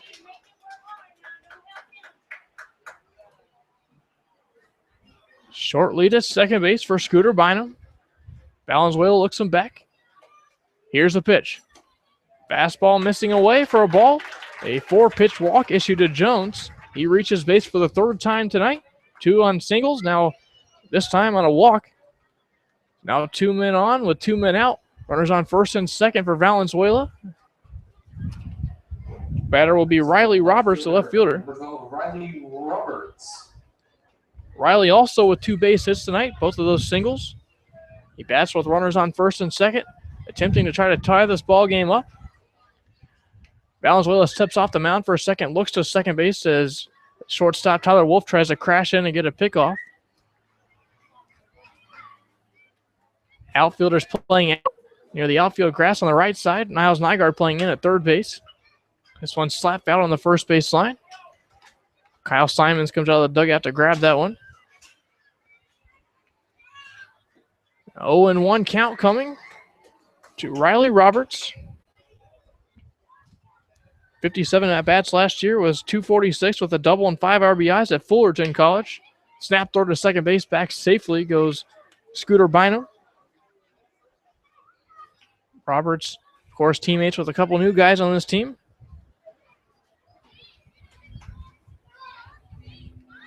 Just brought in this past week. Here's the pitch. The 0-1, grounded to the right side. Tanner Nishioka dives toward the second base bag. Will flip underhand. A tie foot play at first base. And safe there is Riley Roberts here. He's safe at first base. Around the score comes Scooter Bynum. That ties the ball game there. It is a tough play for the pitcher to get there in Valenzuela. Tanner Nishioka dove toward the second base bag, flipped it there. But safe by a half step was Riley Roberts, his third base hit of the night. Also scores a run to tie the ball game at 3 now. An even more alert play that time by Scooter Bynum, who, knowing the situation there, knowing there's 2 outs, no risk, and just chugging straight around third and heading for home. And Valenzuela, once he looked back towards home, no chance to try and throw out Scooter Bynum there. So the Panners here, they keep on fighting. They tie this game here in the bottom of the fifth, 3-3 in a back and forth ball game. Haven't had too many of these this year that we've seen, Kyle, but this is the definition of a back and forth. Miners answering the Panners, early single runs in their innings, but then the Panners able to answer here. And they're going to get a mound visit here for Valenzuela with just pitching coach Matt Greeley and the catcher J.J. Hancock. It breaks up now, but really a tough start here for Valenzuela. Gets 2 outs quickly. Now is a runner across now with a tough play at first base. He couldn't quite get there in time. The game is tied now. 10 hits already for the Goldpanners here in the 5th inning. Wind picking up very strongly here, as you can probably hear through our headsets. Fastball missing away. 1-0 now on the catcher Matt Wixon. Wixon struck out swinging twice tonight. On first base, Riley Roberts. On second base, Malik Jones. This one swing and a miss now by Wixon. 1-1 the count to the catcher for this Goldpanners team. Outfield and infield both straight away. Actually, now Caruso going to move toward the right center field gap slightly. Fastball missing upstairs. 2-1 now to Wixon. Wixon's brother Max has just joined the team as well.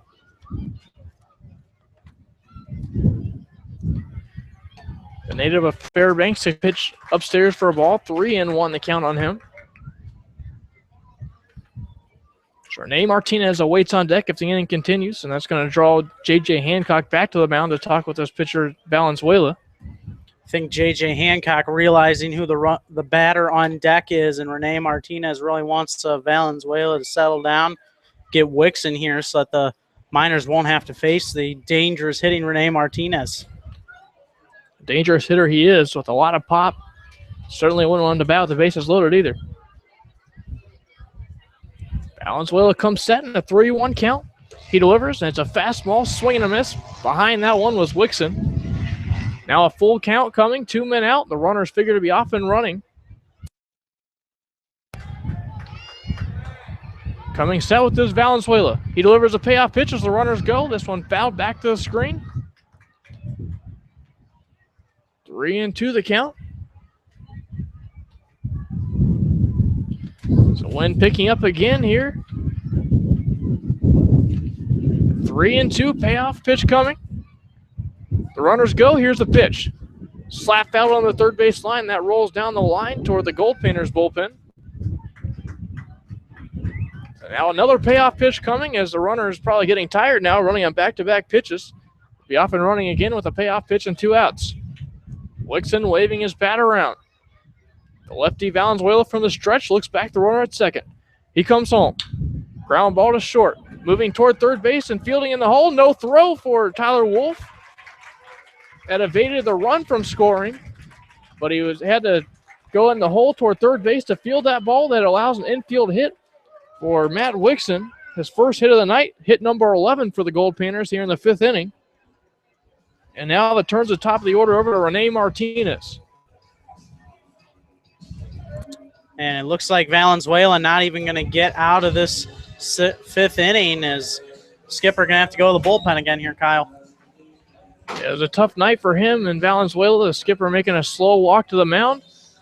And it believes we are going to have a pitching change here. It's going to be Caleb McCann to come in. He's going to have a tough situation on his hands. The bases loaded against Rene Martinez, at one point leading the league in batting average.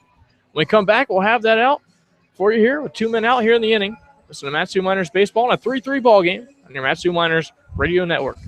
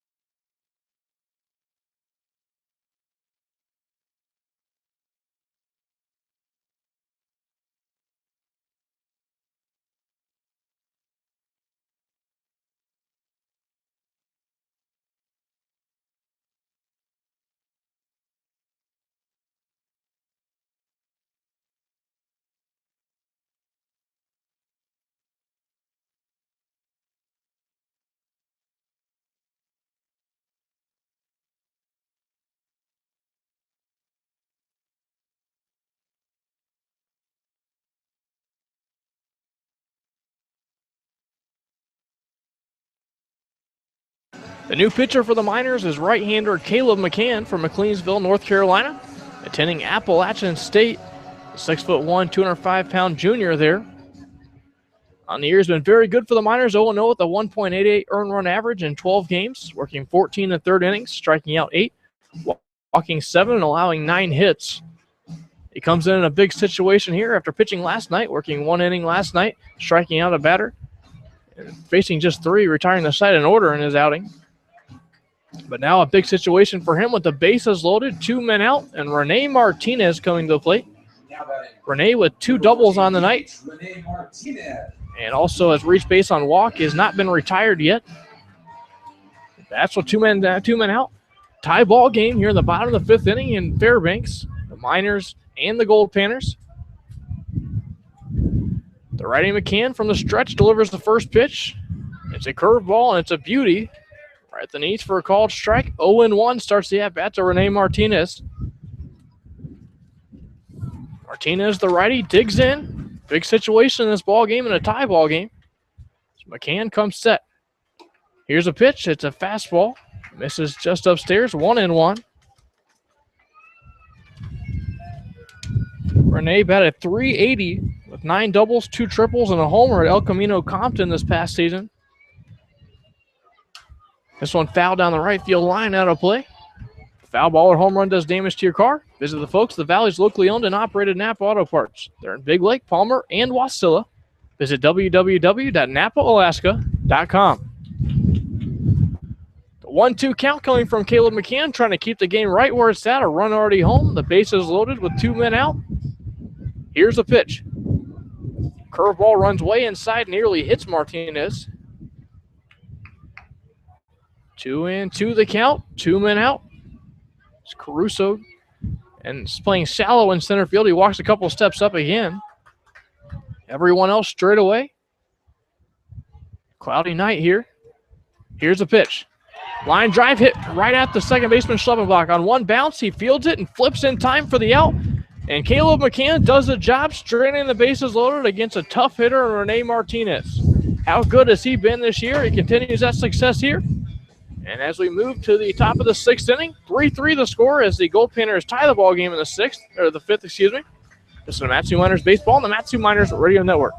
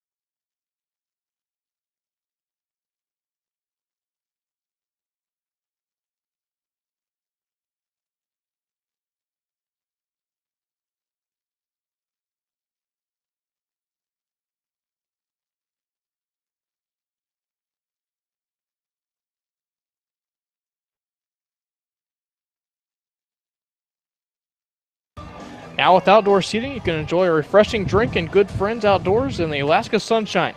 Located in downtown Palmer, the Palmer Bar is a great place to grab a bite to eat and take in the sights. Call 907-745-3041 today. That means it's time for the Palmer Bar scoreboard this inning as Tanner Nishioka leads it off. Takes the first pitch fastball, missing away. 1 ball, no strikes to him. Nishioka doubled his last time up and played it a run. Also came around to score in that same at-bat. He takes a curveball on the outside edge for a called strike. 1-1 the count. Tanner also popped up to the catcher his first time up. Here's the 1-1. Fastball missing away. 2-1 the count now. Around the ABL tonight. And, of course, this one a 3-3 deadlock here in the top of the 6th inning. In the bottom of the 5th inning in Anchorage, 5-2 the Glacier Pilots over the Chinooks. This one swung on and missed here. 2-2 the count now to Tanner. That is the only other game in action in the ABL tonight. Tanner digs back in. Awaiting the 2-2. Here's a pitch. Chop to the right side. Pitcher Will's going to back off for a second. And the second baseman, Carrillo, lets it get under his glove into right field. So on to first base goes Tanner Nishioka. Carrillo came charging in on it. Will's backed off as he was called off by Carrillo, but Carrillo didn't put a glove on it. It goes under his glove into right field. Safe at first base is Nishioka. We'll see officially how they score that. We assume an error, but until we know for sure, we won't let you know on that. It was a really tough play. It was one of those awkward choppers that landed right in a spot where the pitcher Wills couldn't get to it. Bush was trying to cover the bag there, and not able to get over there in time was Carrillo. Throw back over to first base, back safely is Tanner Nishioka. It is an error, though. Charge to Carrillo on that play. Second error of the game for the Panners. So Nishioka safe at first on the error by Carrillo. This pitch a fastball that misses away. 1-0 now to Niles Nygaard. Nygaard singled and drove home the game's first run for the Miners back in the 2nd inning. Also grounded out to shortstop his last time up.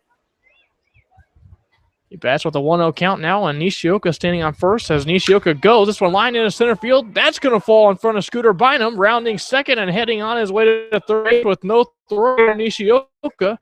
Kyle Nygaard perfectly executes the hit and run. Runners on the corners, nobody out for the Miners here in the top of the sixth. That single laced to center by Niles Nygaard. Scooter Bynum that time shading a little bit towards left center field. That played to the advantage of Nygaard as he was able to line that one more towards direct center field, but just a shade towards that right center field gap. Bynum wasn't able to get to it in time. That's going to bring a mound visit here for the right-hander Joe Wills as they attempt to settle him down, allowing two back-to-back base runners here to start the inning. Now 8 hits for the Miners. We're continuing the Palmer Bar scoreboard as the mound visit breaks up. Top of the 9th inning in Arizona, 5-3. The Marlins are on top. Out in L.A., the Los Angeles Angels up 4-2 on the Minnesota Twins. That's on the bottom of the 7th inning. In Oakland, 3-2. The Oakland A's lead the Toronto Blue Jays at home in the top of the 8th inning. Some finals around baseball. The L.A. Dodgers won at 3-1 in Atlanta today. The Washington Nationals won at 4-3 over New York at home. In game 1 for the Reds today, they beat the Chicago Cubs 9-1. This one's chopped to second base. On to second base is to shortstop Malik Jones. Out at second base is Nygaard. The throw not in time at first base. Ball gets away from the first baseman Bush. In to score comes Tanner Nishioka. A run crosses 4-3. The Miners take the lead here. Should be a fielder's choice. They would score, and they probably will not credit the error because the run or the out was made at second base. But the ball getting past the glove allows the runner to reach at first base, and and Nygaard, Hancock, Connor Wanhanen steps in now, takes the first pitch outside for a ball. Connor today is grounded into a double play. It's a 3-6-3 variety, and also had a 4-3 ground out his last time up to the second baseman. Throw over to first base, back safely goes J.J. Hancock.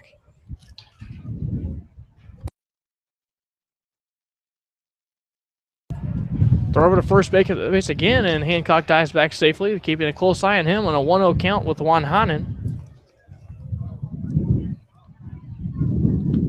Connor, the TCU product, steps to the plate with a 1-0 count on him. He takes a fastball low and away for a ball, 2-0 the count on him. Continuing the scoreboard around Major League Baseball, Philadelphia 5-4 winners over Tampa Bay today in 10 innings. The Indians 7-5 winners today over the Milwaukee Brewers on the road. Texas 10, Colorado 8, and Denver tonight. San Francisco 7, San Diego 1. That's a final in San Diego's a pitch taken outside for a ball and a fastball, 3-0 now to Connor Wanhanen. Game number 2 of a doubleheader in Cincinnati. The Cubs win at 6-5 over the Reds. The Yankees win at 4-3 over the Baltimore Orioles tonight. Detroit 9, Seattle 4, and Detroit tonight has now a fastball in there for a called strike to Wanhanen and makes it a 3-1 count. St. Louis 3, Chicago White Sox 2, and at U.S. Cellular Field tonight. The runner goes at first base. This one line down the right field line. That's in the corner. Rounding second and heading to third. They're going to wave around J.J. Hancock. Stopping at second base is Connor Wanhanen with a double as the ball just now thrown into the infield. RBI double for Connor Wanhanen. Plates another run. 5-3 the Miners lead it now. So after allowing the tying run in the bottom half of the 5th inning, the Miners plate 2 here in the 6th after plating 2 in the 4th inning. They lead it 5-3 here as Jake Schleppenbach digs in. Double that was absolutely laced into that right field corner that time by Connor Wanhanen. Miners have now scored in every even-numbered inning against Wills, and I think that's going to signal the end of the road for him as he's now in line for the loss here, Kyle, after his offense tied the game for him.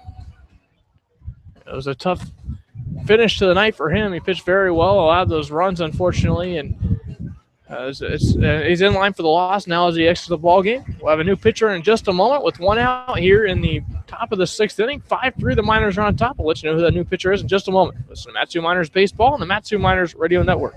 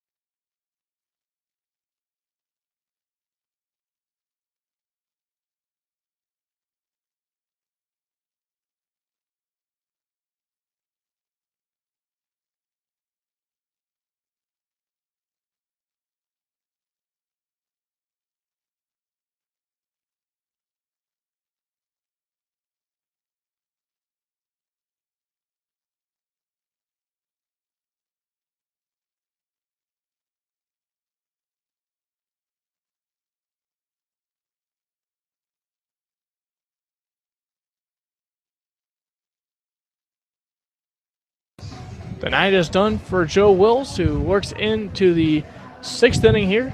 Just records 1 out, so he works officially 5 1/3 innings tonight, allowing 9 hits, 5 runs, all of them earned, 1 strikeout, and 1 walk on the night as well. The new pitcher on the hill is A.J. Franks. Franks, the righty from Santa Ana College, 6'2", 165-pound sophomore. Is 3-0 on the season with a 4.00 earned run average. Now working in his 12th game, has 2 saves on the year. Now 18 innings of work so far for him, striking out 12, walking 7, allowing 18 hits. Wills did not have much of a pitch count tonight, only threw 73 pitches so far, but 47 of those for strikes, 26 for balls, but really, despite that, allowed a lot of those low pitch counts to be base hits, so it plate runs. Allowed 9 hits tonight, 5 runs. And that runner on second base, and Connor Wanhanen, who doubled down the right field line a moment ago, he's his responsibility as well. Now the batter is Jake Schleppenbach. First pitch in there for a called strike. Or excuse me, down low for a ball, they say. 1-0 the count to Jake. Jake 0 for 1 officially, ground to the second baseman his last time up. Also reached on a walk back in the second. Here's a pitch. Ground ball to the left side as Malik Jones tried to cover the bag at second base for Wanhanen. The ball gets between shortstop and third base into left field for a base hit. So Jake Schleppenbach gets his first hit of the night. Runners on the corners with 1 man out for the Miners now. And 2 runs already home in the inning. That'll bring up the top of the order and Chris Hall. Been a hit parade in this contest so far. Miners now up to 10 hits on the game. The Panners trailing by 2, but they're out hitting the Miners with 11. A nice single there from Schleppenbach, just placed it well in between short and third. So Chris Hall steps in now. 0 for 2 officially as he slaps this one foul on the left field line and out of play. Foul ball at home run does damage to your car. Visit Valley's locally owned and operated Napa Auto Parts. They're in Big Lake, Palmer, and Wasilla. Visit www.napaalaska.com. So Chris Hall, who grounded out to second base his first time up, had a sacrifice bunt back in the third, and struck out swing his last time up. He digs in now. Runners on the corners against the sidearm pitcher and Franks. Fastball that misses away, 1-1 the count. The double by Wanhanen was number 7 on the season for him. RBI number 3. Played the 5th run of the night for the Miners. Fastball gets over for a called strike on the outer edge. 1-2 count on the left-handed hitting Chris Hall. Outfield straight away. The infield a double play depth with 1 out here in the inning. Chris Hall steps back in, crowding the plate. The catcher Wixon setting up on the outside edge. Here's a pitch as the runner goes at first base. No throw at second base. The pitch taken low for a ball. They'll throw down to third base. Wanhanen dives back safely. But give Jake Schleppenbach a stolen base. Now runners at second and third as the infield will have to move out of double play depth. Instead, they'll move in on the grass. A big stolen base. Successful here from Jake Schleppenbach. Makes the situation a lot different for the Miners. For him, stolen base number 2 on this season. Now fastball into the knees for a called strike. 3-2 the count. Connor Wanhanen at third. Jake Schleppenbach at second. The infield brought in. 5-3 ball game here. This one laced down the left field line, but that's getting out of play. Chris Hall again had that go-ahead base hit, a walk-off base hit, make that to send Tennessee to the SEC tournament this past season. He liked to give a base hit up the middle here in the same spot to play 2 more runs.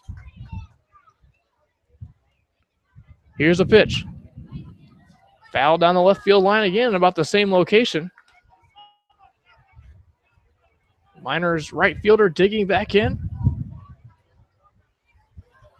5 runs, 10 hits, no errors for the Miners. 3 runs, 11 hits, 2 errors for the Goldpanners. Franks delivers. Fly ball hit to left center field, getting chase in left field and making the catch is the left fielder Riley Roberts, tagging at third base, and the throw way offline. Coming around to score is Connor Wanhanen. Wixon had to move toward the first base line and over by the Miners dugout to field that ball. Another RBI for the Miners here. Chris Hall bringing home a run. RBI number 12 on the year for him. 6-3, the Miners lead it here in the top of the 6th. So now 2 men out here in the inning. Runner standing on second base, and Jake Schleppenbach. That brings up Tyler Wolf to shortstop. Tyler Wolf officially 0 for 2 on the day, flew out twice, although the last one was hit like a rocket out to deep right field. Evan Castellato able to track it down, though. Also been hit by a pitch once tonight, his first time up. First pitch, a curveball from Franks that misses away, 1-0 the count.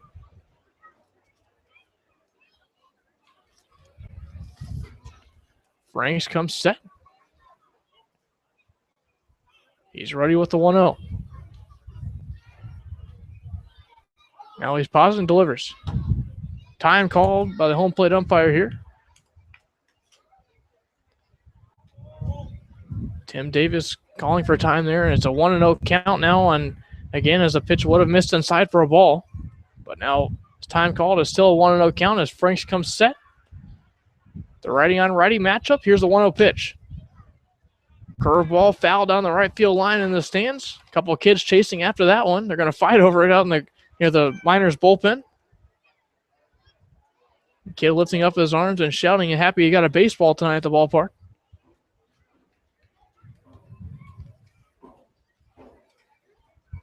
Now Tyler Wolf going to dig back in.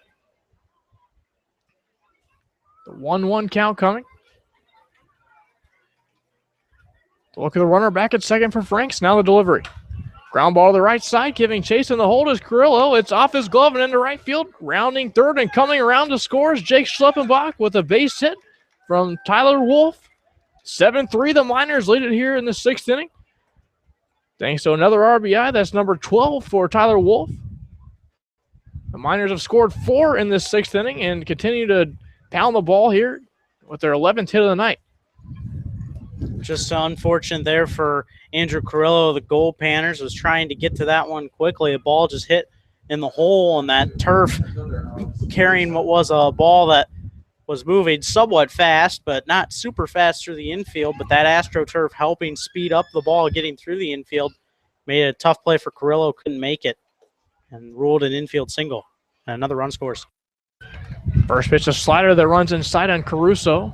Or excuse me, they give him the strike here. 0-1 the count on him. Caruso, 1 for 3 on the day. He singled his last time up.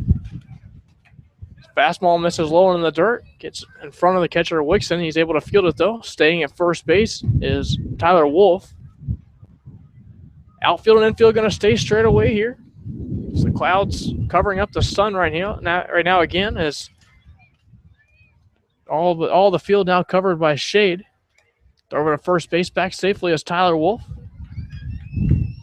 The wind continuing to be heavy here tonight has been a factor off and on. We've had gusts of wind, and at times it's been dead, but right now it's very strong. The 1-1 pitch, here it is. Slapped down the third base line, but that's going down the left field line and foul. 1-2 the count now on Alex Caruso. Franks toes the rubber again. Runner on first, 2 men out. 4 runs already home. 7-3, the Miners lead it here in the inning. So righty from Santa Ana College comes set. He delivers home. Ground to the right side. Austin Bush going to dive for it. It'll be a tough play at first base, but Franks is able to make it. He lunges to make the catch, steps on first base to end the inning on a ground ball. Caruso hits to the first base bag. But the Miners cross home 4 more in the top half of the 6th inning as we move to the bottom of the 6th inning here. It's 7-3, Miners lead it. Listen to Matsu Miners Baseball on the Matsu Miners Radio Network.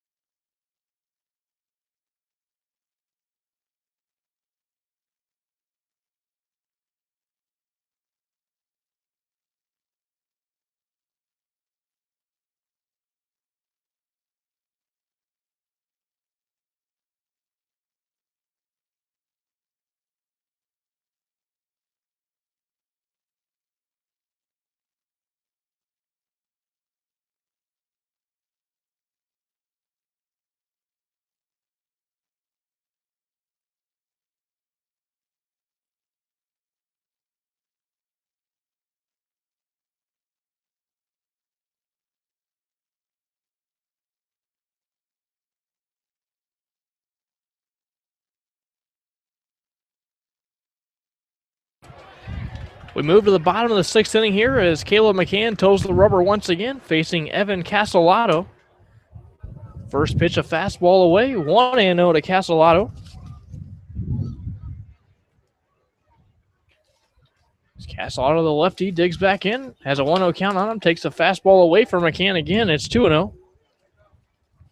Evan today has flown out twice to left field and also had a sacrifice bunt his first time up. Here's a pitch, and there on a curveball that gets the knees. 2-1 the count now. The first strike thrown in the inning from the right-hander McCann. Here's a 2-1. Chop back to second base toward the second base bag on a roller now, and fielding it for the out is Jake Schleppenbach. Ball bounced a couple of times, ended up, once it hit the infield dirt area, it would start to roll toward the second base bag. Jake Schleppenbach able to get the out to start the inning, and now that brings up Andrew Carrillo. Carrillo now stepping up for the 4th time officially on the night. Grounded out to first base his first time up and plated a run at that time. Also struck out looking and grounded and lined into a 9-6 double play. Takes a first pitch curveball in there for a called strike. That was a play that out in right field his last time up that Chris Hall would dive for and then double off Rene Martinez at second base. Here's the 0-1. Ground to the right side, moving toward his left and fielding easily and making the play is Jake Schleppenbach. 2 men out quickly for Caleb McCann. McCann coming in a big situation with the bases loaded in the 5th inning would get his one man to retire here with the bases loaded. That was Rene Martinez, a big batter in that inning. But now quickly 2 men retired here in the 6th inning as the first baseman Austin Bush digs in. That ends up being an important at-bat to remember in this game. McCann retiring Martinez. First pitch, a changeup at the knees for a called strike to Bush. Bush is 2 for 3 on the day. See, fouled this one off the mid of J.J. Hancock quickly behind the count. 0-2 now is the first baseman Bush. It's 2 singles on the night for Bush. Also grounded back to the first baseman. Bush trying to start a 2-out rally here, down 7-3 in the 6th. McCann delivers the 0-2. Ground ball to the right side and diving at first base toward the line and fielding is Tanner Nishioka. It's a tough play at first base. Bush beats it out. Nishioka jumping up and down in frustration and laughing about it, though. It was a tough play as he made a diving play for a guy that's not naturally a first baseman. He's made a couple of nice plays diving tonight.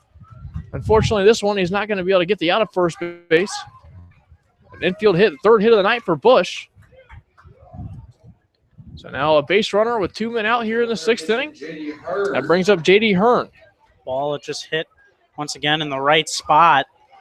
And Bush able to beat it out. McCann was hustling over there, but tough play for Nishioka and McCann to try and convert there. Curveball gets down the dirt. Misses now 1-0 to count to J.D. Hearn. Hearn officially 2 for 2 of the day. 1 for 2. He would reach on an error. Also singled his first time up and had a sacrifice bunt his last time up. Come around to score when he reached on the error. That was back in the 3rd inning. Curveball missing low and inside now. 2-0 the count. Austin Bush on first base being held on by Tanner Nishioka. Outfield and infield straight away with 2 outs here in the inning.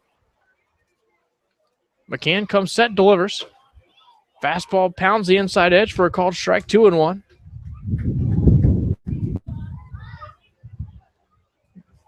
Windy night here in Fairbanks. The Miners on top, 7-3. They scored their 4 runs to go ahead in this ballgame in the top half of the 6th inning. Foul back to the screen and a fastball. Evens the count, 2 balls and 2 strikes. So McCann going to pause for a moment, step off the rubber and take a breather. McCann's done a fantastic job in relief so far to this point. Runner on first base, short lead for Bush.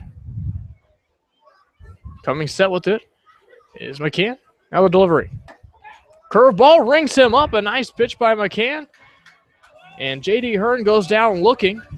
Thought it was going to miss a little bit inside, but the ball comes in on him and crosses the plate. Strikeout number 1 for McCann on the night. And we'll move to the 7th with that. On to the top of the 7th inning, the Miners will be coming to bat with a 4-run lead. It's 7-3 right here in your Matsu Miners Radio Network with Kevin Peel coming on.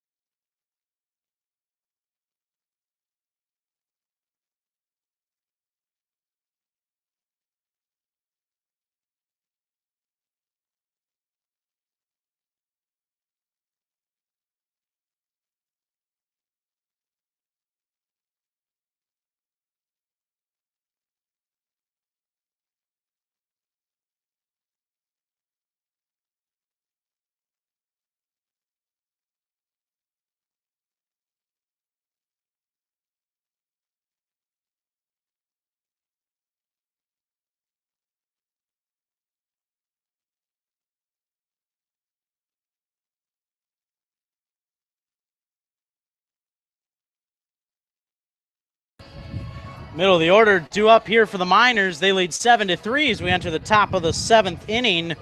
7 runs, 11 hits, and 1 error for the Miners. 3 runs, 12 hits, 1 error for the Panners. Those 12 hits, not been able to plate many runs tonight. The Panners. Miners taking complete advantage of their opportunities in the 6th. It's taking a strike on the outside corner is Matt Diorio on a changeup from Franks. 0-1. AJ Franks came in to try and stop the bleeding as Diorio fouls this one off down that left field line. Count now 0-2.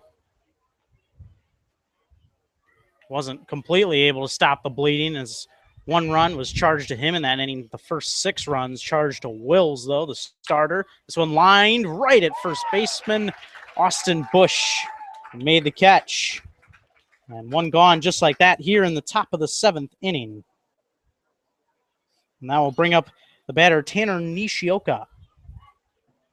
Nishioka on the day, 1 for 3, popped out to the catcher back in the 2nd inning. Had an RBI double back in the 4th, and then ultimately scored in that inning, then reached on an error and scored in the 6th. This one grounded towards second, ranging to his right, sliding onto the grass, and in time is the throw to get Nishioka. Nice play from Andrew Carrillo there, who was ranging over to his left quickly, slid onto the grass to make that stop. Quickly 2 gone as AJ Franks looks to get the quickest inning of the night here for the Miners in this top of the 7th. They lead 7-3. That would be a web gem for Carrillo if this was on ESPN tonight. He dove for that ball and buried it under his chest before he made the throw to first base, having to dive into short right field. I'll bring up Niles Nygaard. So he takes a strike on the inside corner with a fastball from Franks, 0-1. Nygaard today 2 for 3. RBI single back in the 2nd, singled in the 6th. Grounded out to the shortstop in the 4th. He fouls this one straight back. Count now 0-2. Outfield and infield playing Niles Nygaard straight away. You're on a windy but beautiful night in Fairbanks. That wind factor we've alluded to several times in the broadcast. 0-2 is on the outside corner and froze Niles Nygaard for strike number 3. Strikeout for AJ Franks there, his first of the night. We head to the bottom of the 7th. It's stretch time here in Fairbanks with the Miners leading 7-3. You're listening to Miners Baseball on the Miners Radio Network.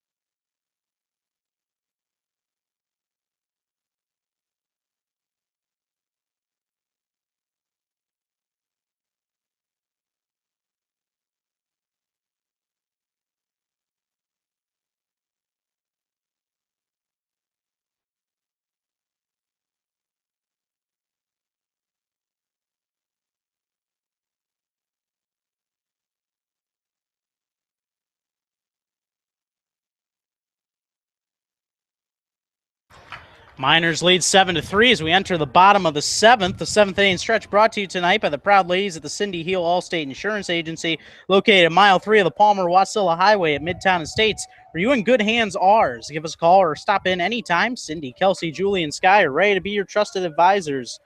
Go Miners. Well, trailing right now are the Goldpanners here at Groudon Memorial Park, but the stretch tonight, song Happy Boy, and had a lot of fan participation and even some coaches' participation. And skipper Ben Taylor was clapping along down there. Caleb McCann to the hill to face Scooter Bynum, and he'll take the first pitch and ground it over to first. Hunter Simmons will flip to McCann. One gone on one pitch. As Caleb McCann, I was just about to mention that the new first baseman for the Miners is Hunter Simmons this inning. Scooter Bynum grounding out on that one pitch. So one gone here in the bottom of the seventh. And I'll bring up Malik Jones with the Miners leading 7-3. Malik Jones has reached base 3 times today. Taking a called strike with a fastball from McCann is Malik Jones. The count 0-1. Malik Jones with 2 singles and a walk has gotten into scoring position twice today, but has not scored. And a dandy of an off-speed pitch at the knees and right over the heart of the plate for a strike. Count 0-2. And here's the pitch. It's another slider, and this one is grounded towards third. Niles Nygaard charging the throw in time to first base. Hunter Simmons and Niles Nygaard pumped up, giving each other a nice acknowledgement there on a tough play. A quick runner in Malik Jones running from the plate, but able to get it there in time. 2 gone here in the bottom of the seventh. That's a really tough play for Niles Nygaard to make it third. The ball hit so slowly. He had a charge in on it. He threw off balance across his body to make that throw. A lot of strength behind that baseball. Nice play, nice scoop on the other end by Hunter Simmons to make the play as well. Here's another man who's reached base 3 times tonight. Riley Roberts, as he takes the ball low on a changeup from McCann, 1-0. Riley Roberts with 3 singles. That single in the 5th plated a run. Called strike with a fastball in the outside corner from Caleb McCann. Count now 1-1. A little bit of long tossing going on in the Miners bullpen. It's Trent Thompson. 1-1. And this one's grounded towards first. Hunter Simmons boots it for just a second. The flip on to Caleb McCann, and the runner is safe as McCann bobbled it. It should be an error charged to Hunter Simmons. It wasn't a very good flip over to first base. McCann did his best, but bobbled it. It's another error for the Miners. That is their second of the ball game. And that puts a runner on base here in the bottom of the seventh with the Miners leading 7-3. I'll bring up Matt Wixon. Just a second base runner allowed by McCann now on his outing of relief. Stranding the bases loaded against Renee Martinez 1 inning, allowing a base hit last inning. Now a 2-out base runner here with the error. First pitch to Wixon is off the end of the bat, grounded to Hunter Simmons. He is going to call off Caleb McCann, who was standing there at first, but he will get to the bag in time to retire Wixon, and that is all. So one reaches on an error, but nothing comes of it. We head to the 8th here in Fairbanks with the Miners leading 7-3. You're listening to Miners Baseball on the Miners Radio Network.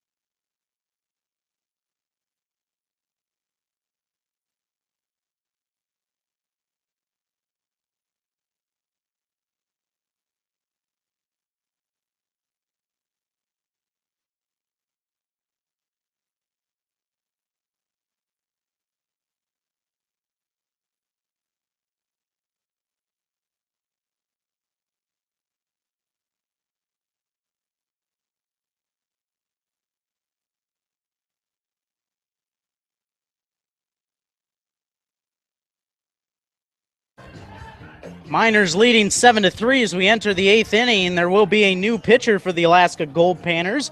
It is Larry Stewart, the lefty out of Laguna Beach, California, and also out of Santa Ana College. Just finished up his freshman year there.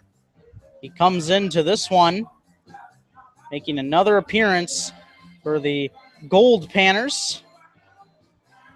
On the year, the lefty, Stewart, has pitched in 9 games, has logged 12 innings, given up 13 hits, 18 runs, 9 of them earned, 15 walks, 5 strikeouts, a 1-0 record with a 6.75 ERA. And he will face the bottom of the order, be J.J. Hancock, Connor Wanhanen, and Jake Schleppenbach to face him. Once again, happy you can join us here in Fairbanks. Kevin Peel alongside my partner Kyle Howard. As Hancock will step in. He is 1 for 3 so far. Has reached all 3 times, though. A single was reached on an error and also grounded into a fielder's choice in this game. And he faces the lefty, Larry Stewart. First pitch is a called strike to J.J. Hancock. Count now 0-1. 7 runs, 11 hits, and 2 errors for the Miners. 3 runs, 12 hits, 1 error for the Goldpanners here in the 8th. 0-1 is hit pretty hard towards right. It will fall in for a base hit. Another single for J.J. Hancock. He's now reached base 4 times today, his second hit of the ball game. Now bring up Connor Wanhanen. As Wanhanen is able to knock in J.J. Hancock from first with an RBI double back in the 6th inning. These 2 guys that have been locked in at the plate tonight, J.J. Hancock especially reaching base 4 times. Seeming to put the ball in play every time he comes to the plate. Now Wanhanen, who doubled down the line, will step to the plate as his last time up. And Wanhanen squared to bunt for just a moment, pulled back, but took a strike from Stewart. Count now 0-1. Stewart, the lefty, has pitched with many of the other pitchers in this league. And he'll step off for a second. That's one thing we've noticed. A lot of Santa Ana College guys come up from California to play ball here in the ABL. A good reputation. Several teams fielding Santa Ana players. This one is off the end of the bat, grounded back up the middle off the glove of Stewart. Jones will get to it in time to throw out Connor Wanhanen by a half step, but it was close. So now 1 gone, but J.J. Hancock going to move into scoring position, and the batter will be Jake Schleppenbach. It's one of those bad breaks for the Goldpanners where if the lefty Stewart just laid off the ball, it might have been a double play for the Matsu Miners. Despite the runner leaving, it would have been hit hard enough. I think they could have turned 2. But the ball hits off the glove, which allows the runner Hancock to reach second.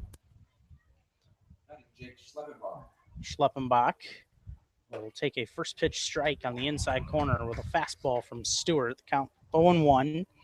Schleppenbach on the day has reached base twice, a walk in the 3rd, a single in the 6th, and a ground out to second back in the 4th. Hancock in scoring position at second. Schleppenbach looks to increase the Miners' lead to 5 here in the 8th. Malik Jones standing right behind Hancock, and Stewart will step off for just a second.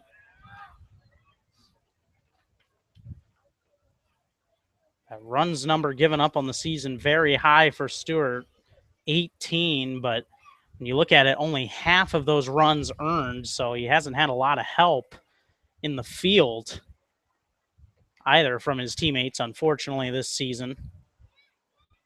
The number's a little inflated for him in his 12-inning sample this season. But the lefty looks to get out of this small jam here. Count 0-1 on Schleppenbach. 1 out, and that ball gets way high and over the back of Schleppenbach. Wild pitch as that one slipped out of the hands of Stewart. Little wry grin towards the catcher, Wixon, as Hancock will advance on to 3rd easily. So now something like a sacrifice fly or maybe even a ground out could score him, although the Goldpanners is going to make the decision here to pull the infield in. So the ground ball taken out of play here. 1-1 is popped straight up and foul out of play. Count 1-2 on Schleppenbach. If a foul ball or home run does damage to your car, visit the folks at the Valley's locally owned and operated Napa Auto Parts. They're in Big Lake, Palmer, and Wasilla. Visit www.napaalaska.com. Proud sponsor of each and every Matsu Miners broadcast. 1-2 is just a little low with a fastball from Stewart. He's trying to freeze Schleppenbach on the outside corner with that fastball, but missed. Count even on him now, 2-2. Number 9 hitter Schleppenbach trying to knock in a run here. Here's the pitch. This one hit well towards right field on his horse and not going to get to it, but it was just foul. That was a ball that was crushed off the bat of Jake Schleppenbach down towards that right field corner, landed just short of the track and just a hair foul. Ball was rocked off the bat of Schleppenbach, although a ball was hit dead into that wind. More favorable wind conditions, Kyle. That ball could have been flirting with leaving the yard. But instead, it's just a long foul ball down that right field line. Schleppenbach was just a little out in front of it. Count's still 2-2. The wind definitely did not help that ball. It may have carried it out if it was blowing out that direction, as you said, but that ball was absolutely smoked off the bat of Schleppenbach. 2-2 count. And here's this one. It's in on the hands and lined softly towards second base. Easy catch for the second baseman, Andrew Carrillo. And so after the exciting foul ball, Schleppenbach retired on a soft line out to second. The infield can move back now, 2 outs. Miners still leading 7-3. It'll be up to Chris Hall to try and drive in the runner on third, J.J. Hancock. Chris Hall on the day, grounded out in the first, sacrificed bunt in the third for him, struck out in the fifth, and this one is grounded towards second on one pitch. It would be an easy play for Carrillo as Hall ran it out, but he's thrown out, and the inning is over. The Miners do get a runner to third, but they strand him there. We head to the bottom of the eighth here in Fairbanks. Miners 7, Goldpanners 3. You're listening to Miners Baseball.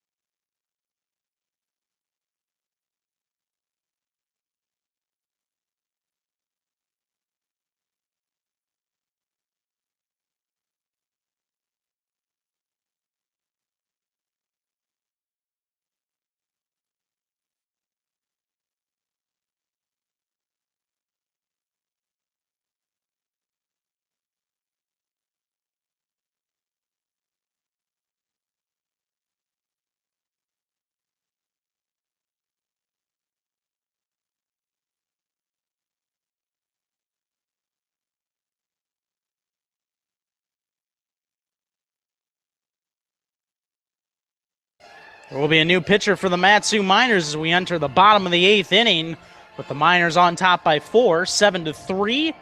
The new pitcher will be Trent Thompson, who is 1-0 on the season with a 1.89 ERA. He's pitched in 14 games. This will be his 15th. Has 1 save, 19 innings pitched, 18 strikeouts to just 4 walks, and has surrendered 16 hits. He is out of the University of Central Florida, an upcoming junior there. his hometown of Tampa, Florida. He'll face the top of this Panners order. Will be Rene Martinez, Evan Casolato, and Andrew Carrillo to lead off this inning.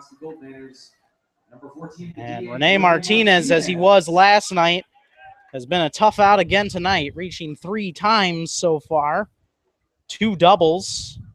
He was able to score in that first inning, walked in the second, and with the bases loaded in the 5th, takes a called strike with a changeup from Thompson, 0-1.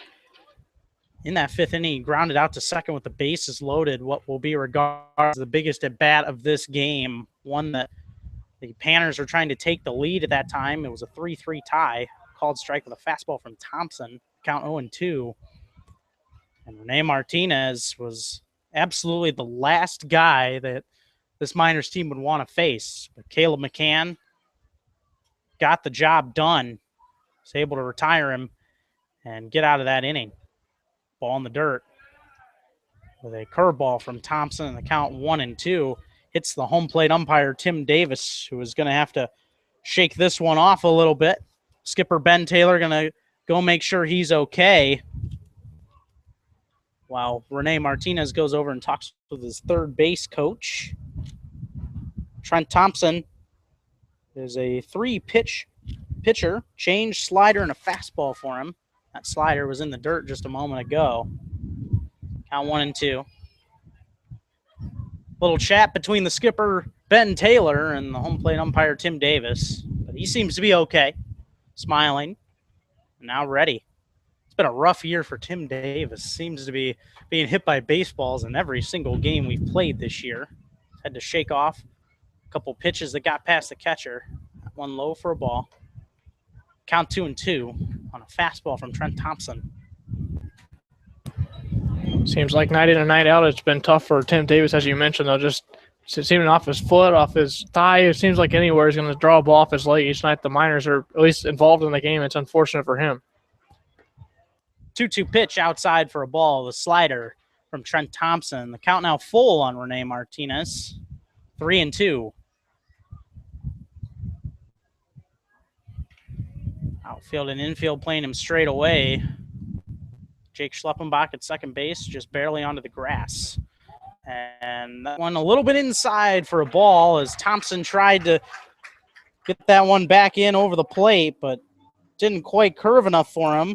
So a leadoff base runner for the Goldpanners in this bottom of the 8th inning, trailing by 4. And I'll bring up Evan Casolato. You can't talk enough about the job that was done by Caleb McCann before Thompson comes in here. 2 1/3 scoreless innings now, and it's talking about a guy that came out here last minute out here from Appalachian State, allowed 2 runs back on June the 12th, has only allowed 1 run since.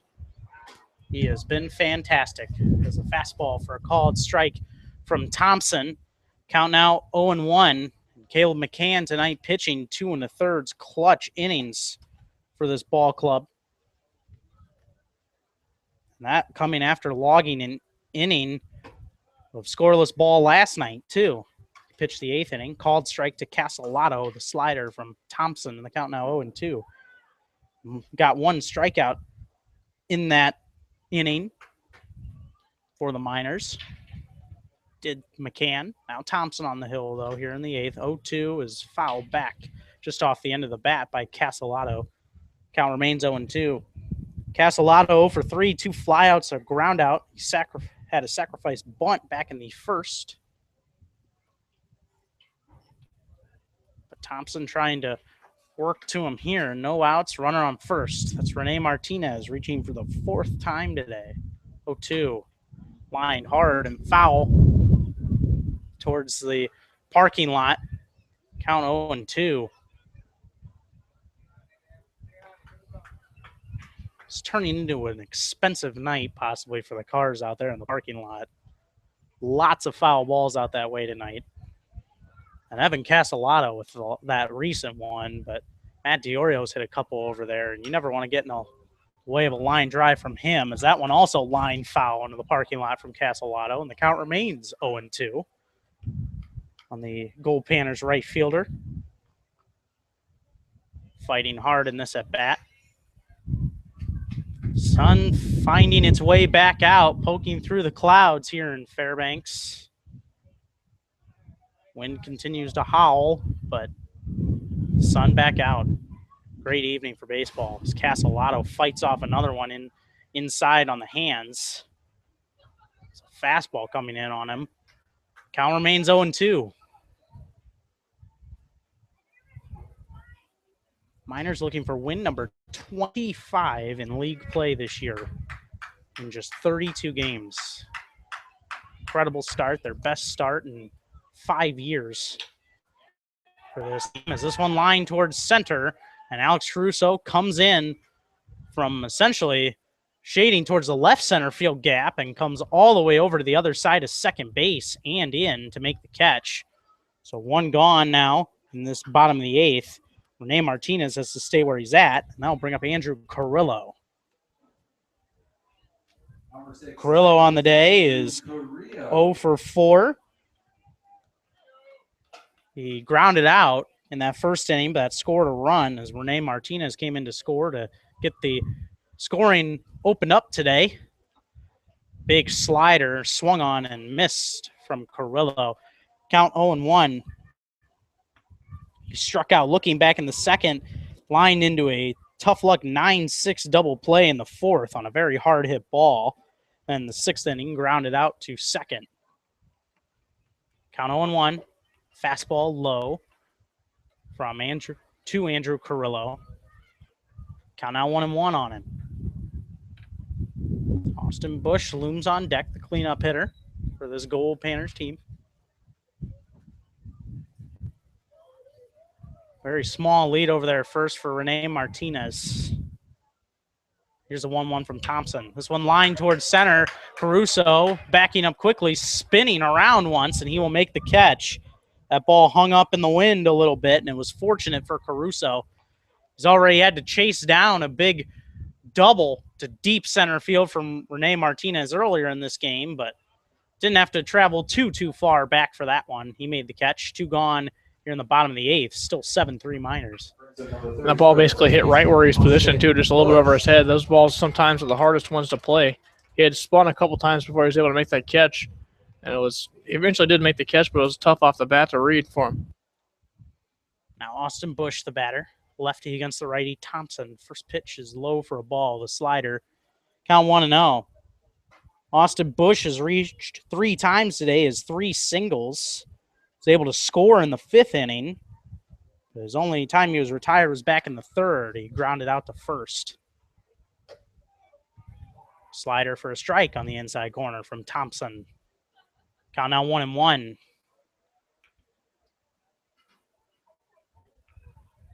"24 hits in this ball game, 10 runs, 2 errors for the Miners, and 1 for the Goldpanners. An active game here. As this one's flown to center. Alex Caruso, a busy inning, but he's going to be called off at the last second by Connor Wanhanen as they exchange grins at each other to retire the side. So Rene Martinez draws a leadoff walk, but he's not able to move anywhere from there on out. Getting 3 flyouts to end the inning is Trent Thompson. We head to the 9th. Miners 7, Goldpanners 3. You are listening to Miners Baseball on the Miners Radio Network.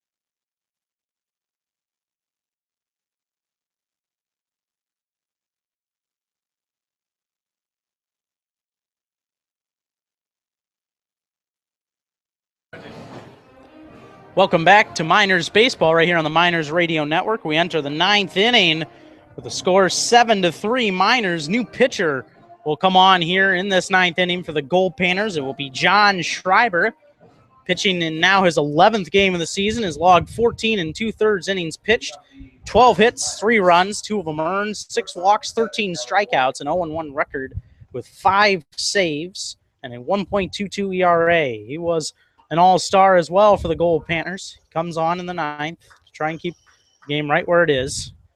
Slider for a called strike at the knees to Tyler Wolf. The count 0-1. And that slider floats outside for a ball. Count 1-1.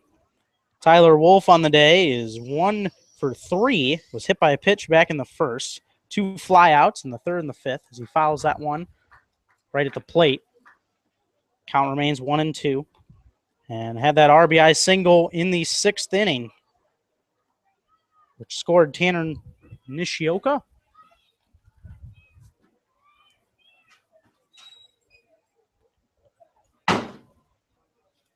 Outfield and infield playing him straight away. 1-2. And this one is lined foul towards the Miners bullpen and out of play. Will remain 1-2. Speaking of the Miners bullpen, some action going on over there. Corbin Martin appears to be warming up. He might get some time here in the 9th.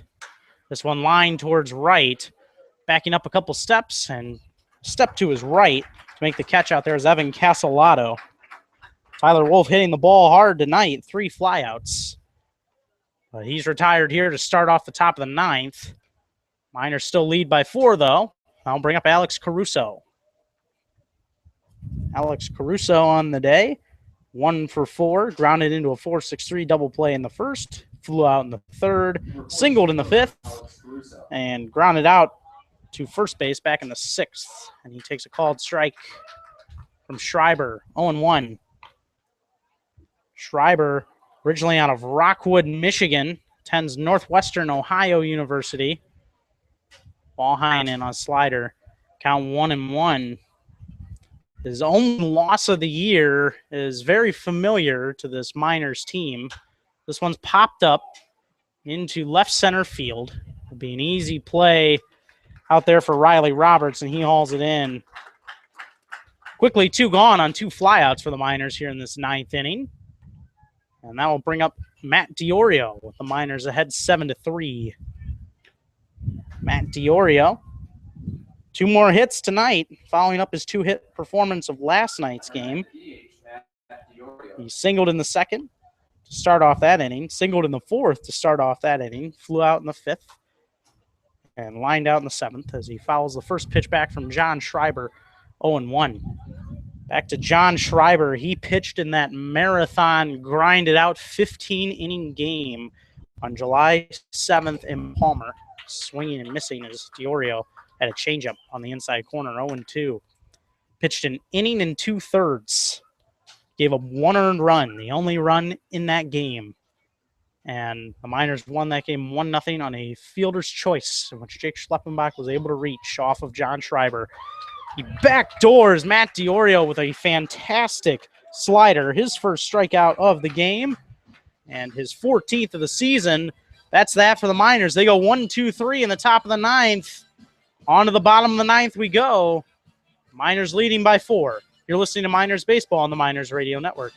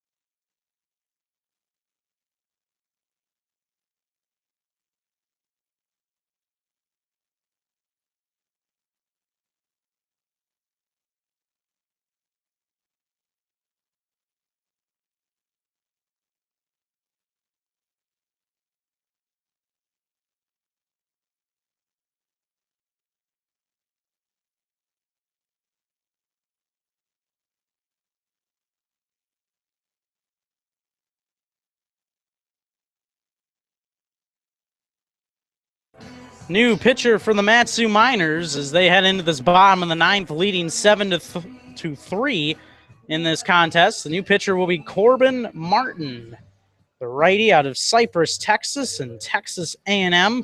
Going to step in here, try and lock this one down. Not a safe situation. So he will pitch in his 13th game, has a 1-1 record, a 0 ERA, 15 2/3 innings pitched, 21 strikeouts, 7 walks, and 9 hits surrendered. And as a ball outside to J.D. Hearn, count 1-0. Corbin Martin, a quick working pitcher, and he gets him to swing and miss through that fastball. 1-1. Angels defeating the Twins tonight in LA, and there was a milestone save tonight by the Los Angeles Angels closer as J.D. Hearn fouls this one out of play. Count 1-2. Angels closer Houston Street became the youngest pitcher in MLB history tonight to get to 300 saves. That curveball is low for a ball from Corbin Martin. Count 2-2. Houston Street, bit of a journeyman. Has been with several teams, including the division rival of the Angels, the Oakland A's. Strike 3, froze him with a fastball on the outside corner is Corbin Martin.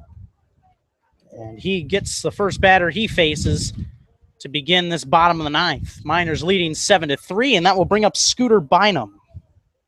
Scooter Bynum on the day is 0 for 4. He is struck out swinging and grounded out 3 times tonight. Scooter Bynum out of Arizona Western. And a slider for a strike at the knees from Corbin Martin. Count is 0-1. We mentioned that Scooter Bynum plays baseball at Arizona Western, which is the same college as Matt Greeley coaches at. This one grounded to first. It will stay fair just barely. And coming over to get it is Hunter Simmons. He will step on the bag, and quickly 2 gone here in the bottom of the ninth inning. Miners ahead by 4, looking to get the final out. It's Corbin Martin. I'll bring up Malik Jones. Malik Jones on the day has reached 3 times, 2 singles, 1 in the second and the third inning. Walked and is grounded out. Takes a called strike on the outside corner. An off-speed pitch from Corbin Martin. Count 0-1. There's a pitch swung on and missed fastball that Malik Jones chased. Count now 0-2 on him. He's quickly ready, trying to end this ball game, and it's tapped back to the mound. Corbin Martin will flip on to first. Miners get him 1-2-3 to end this contest. As after the walk in the top of the 8th inning, Trent Thompson and Corbin Martin get the last 6 batters after that, and that is your ball game. Miners win 7-3, 7 hits, 7 runs, 12 hits, 2 errors for them. The Goldpanners log 3 runs, 12 hits, and 1 error. Miners improving to 28-8 and 25-7 in ABL play. The first time the Miners have reached 20 games over 500 this year, as they log that 28th win. While on the other side, the Alaska Goldpanners of Fairbanks fall to 12-23-1, and also fall to 7-21 in ABL play, as the Miners move that magic number now to 3. They will await the results tomorrow of a big doubleheader, the second doubleheader of the week for the Bucks and Oilers. Both those teams idle tonight, but going at it down on the Kenai Peninsula again tomorrow.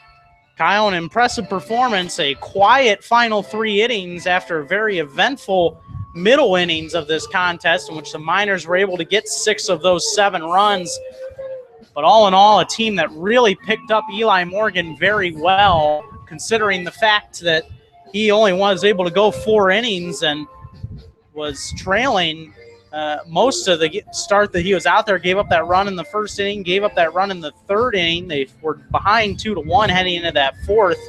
But if you would have been able to stay on and pitch, would have possibly had a chance to go for the win. But with his 4-inning start tonight, his shortest start of the year, not able to get a decision right away. And, of course, the Panners able to tie it in the 5th on that infield single, which Scooter Bynum was able to come in and score.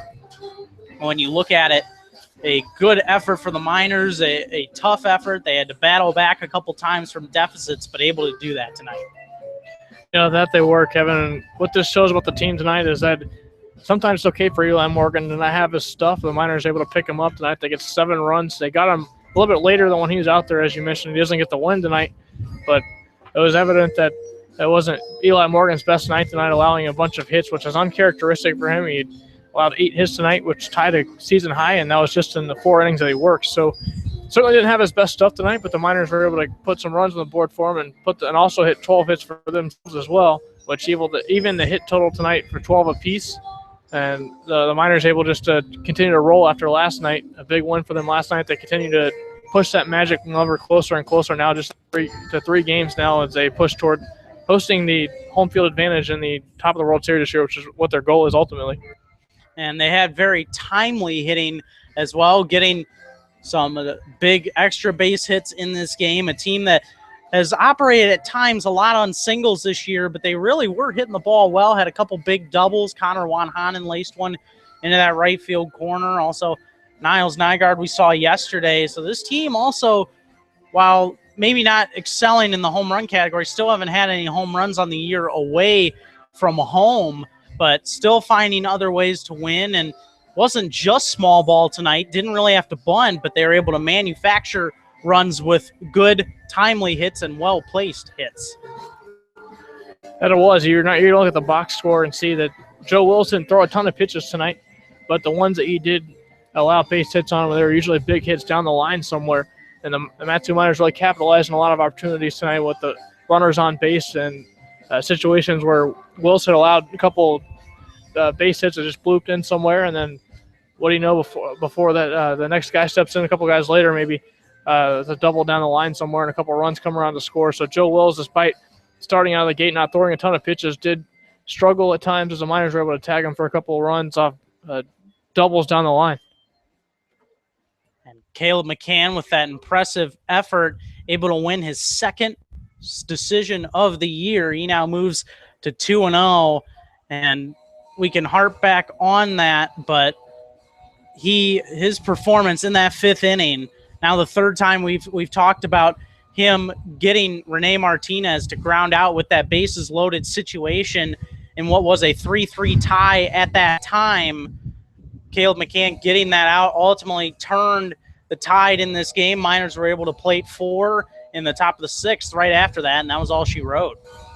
If you're looking for a turning point, is when Caleb McCann came on the rubber, and we talked about what an impact he's made coming from Appalachian State, buckling down and pitching well in relief. So he comes in and faces, at one point, the league's best hitter in Rene Martinez. He faces him with the bases loaded in a 3-3 ball game, gets him to ground out to the right side of the infield to get out of the inning.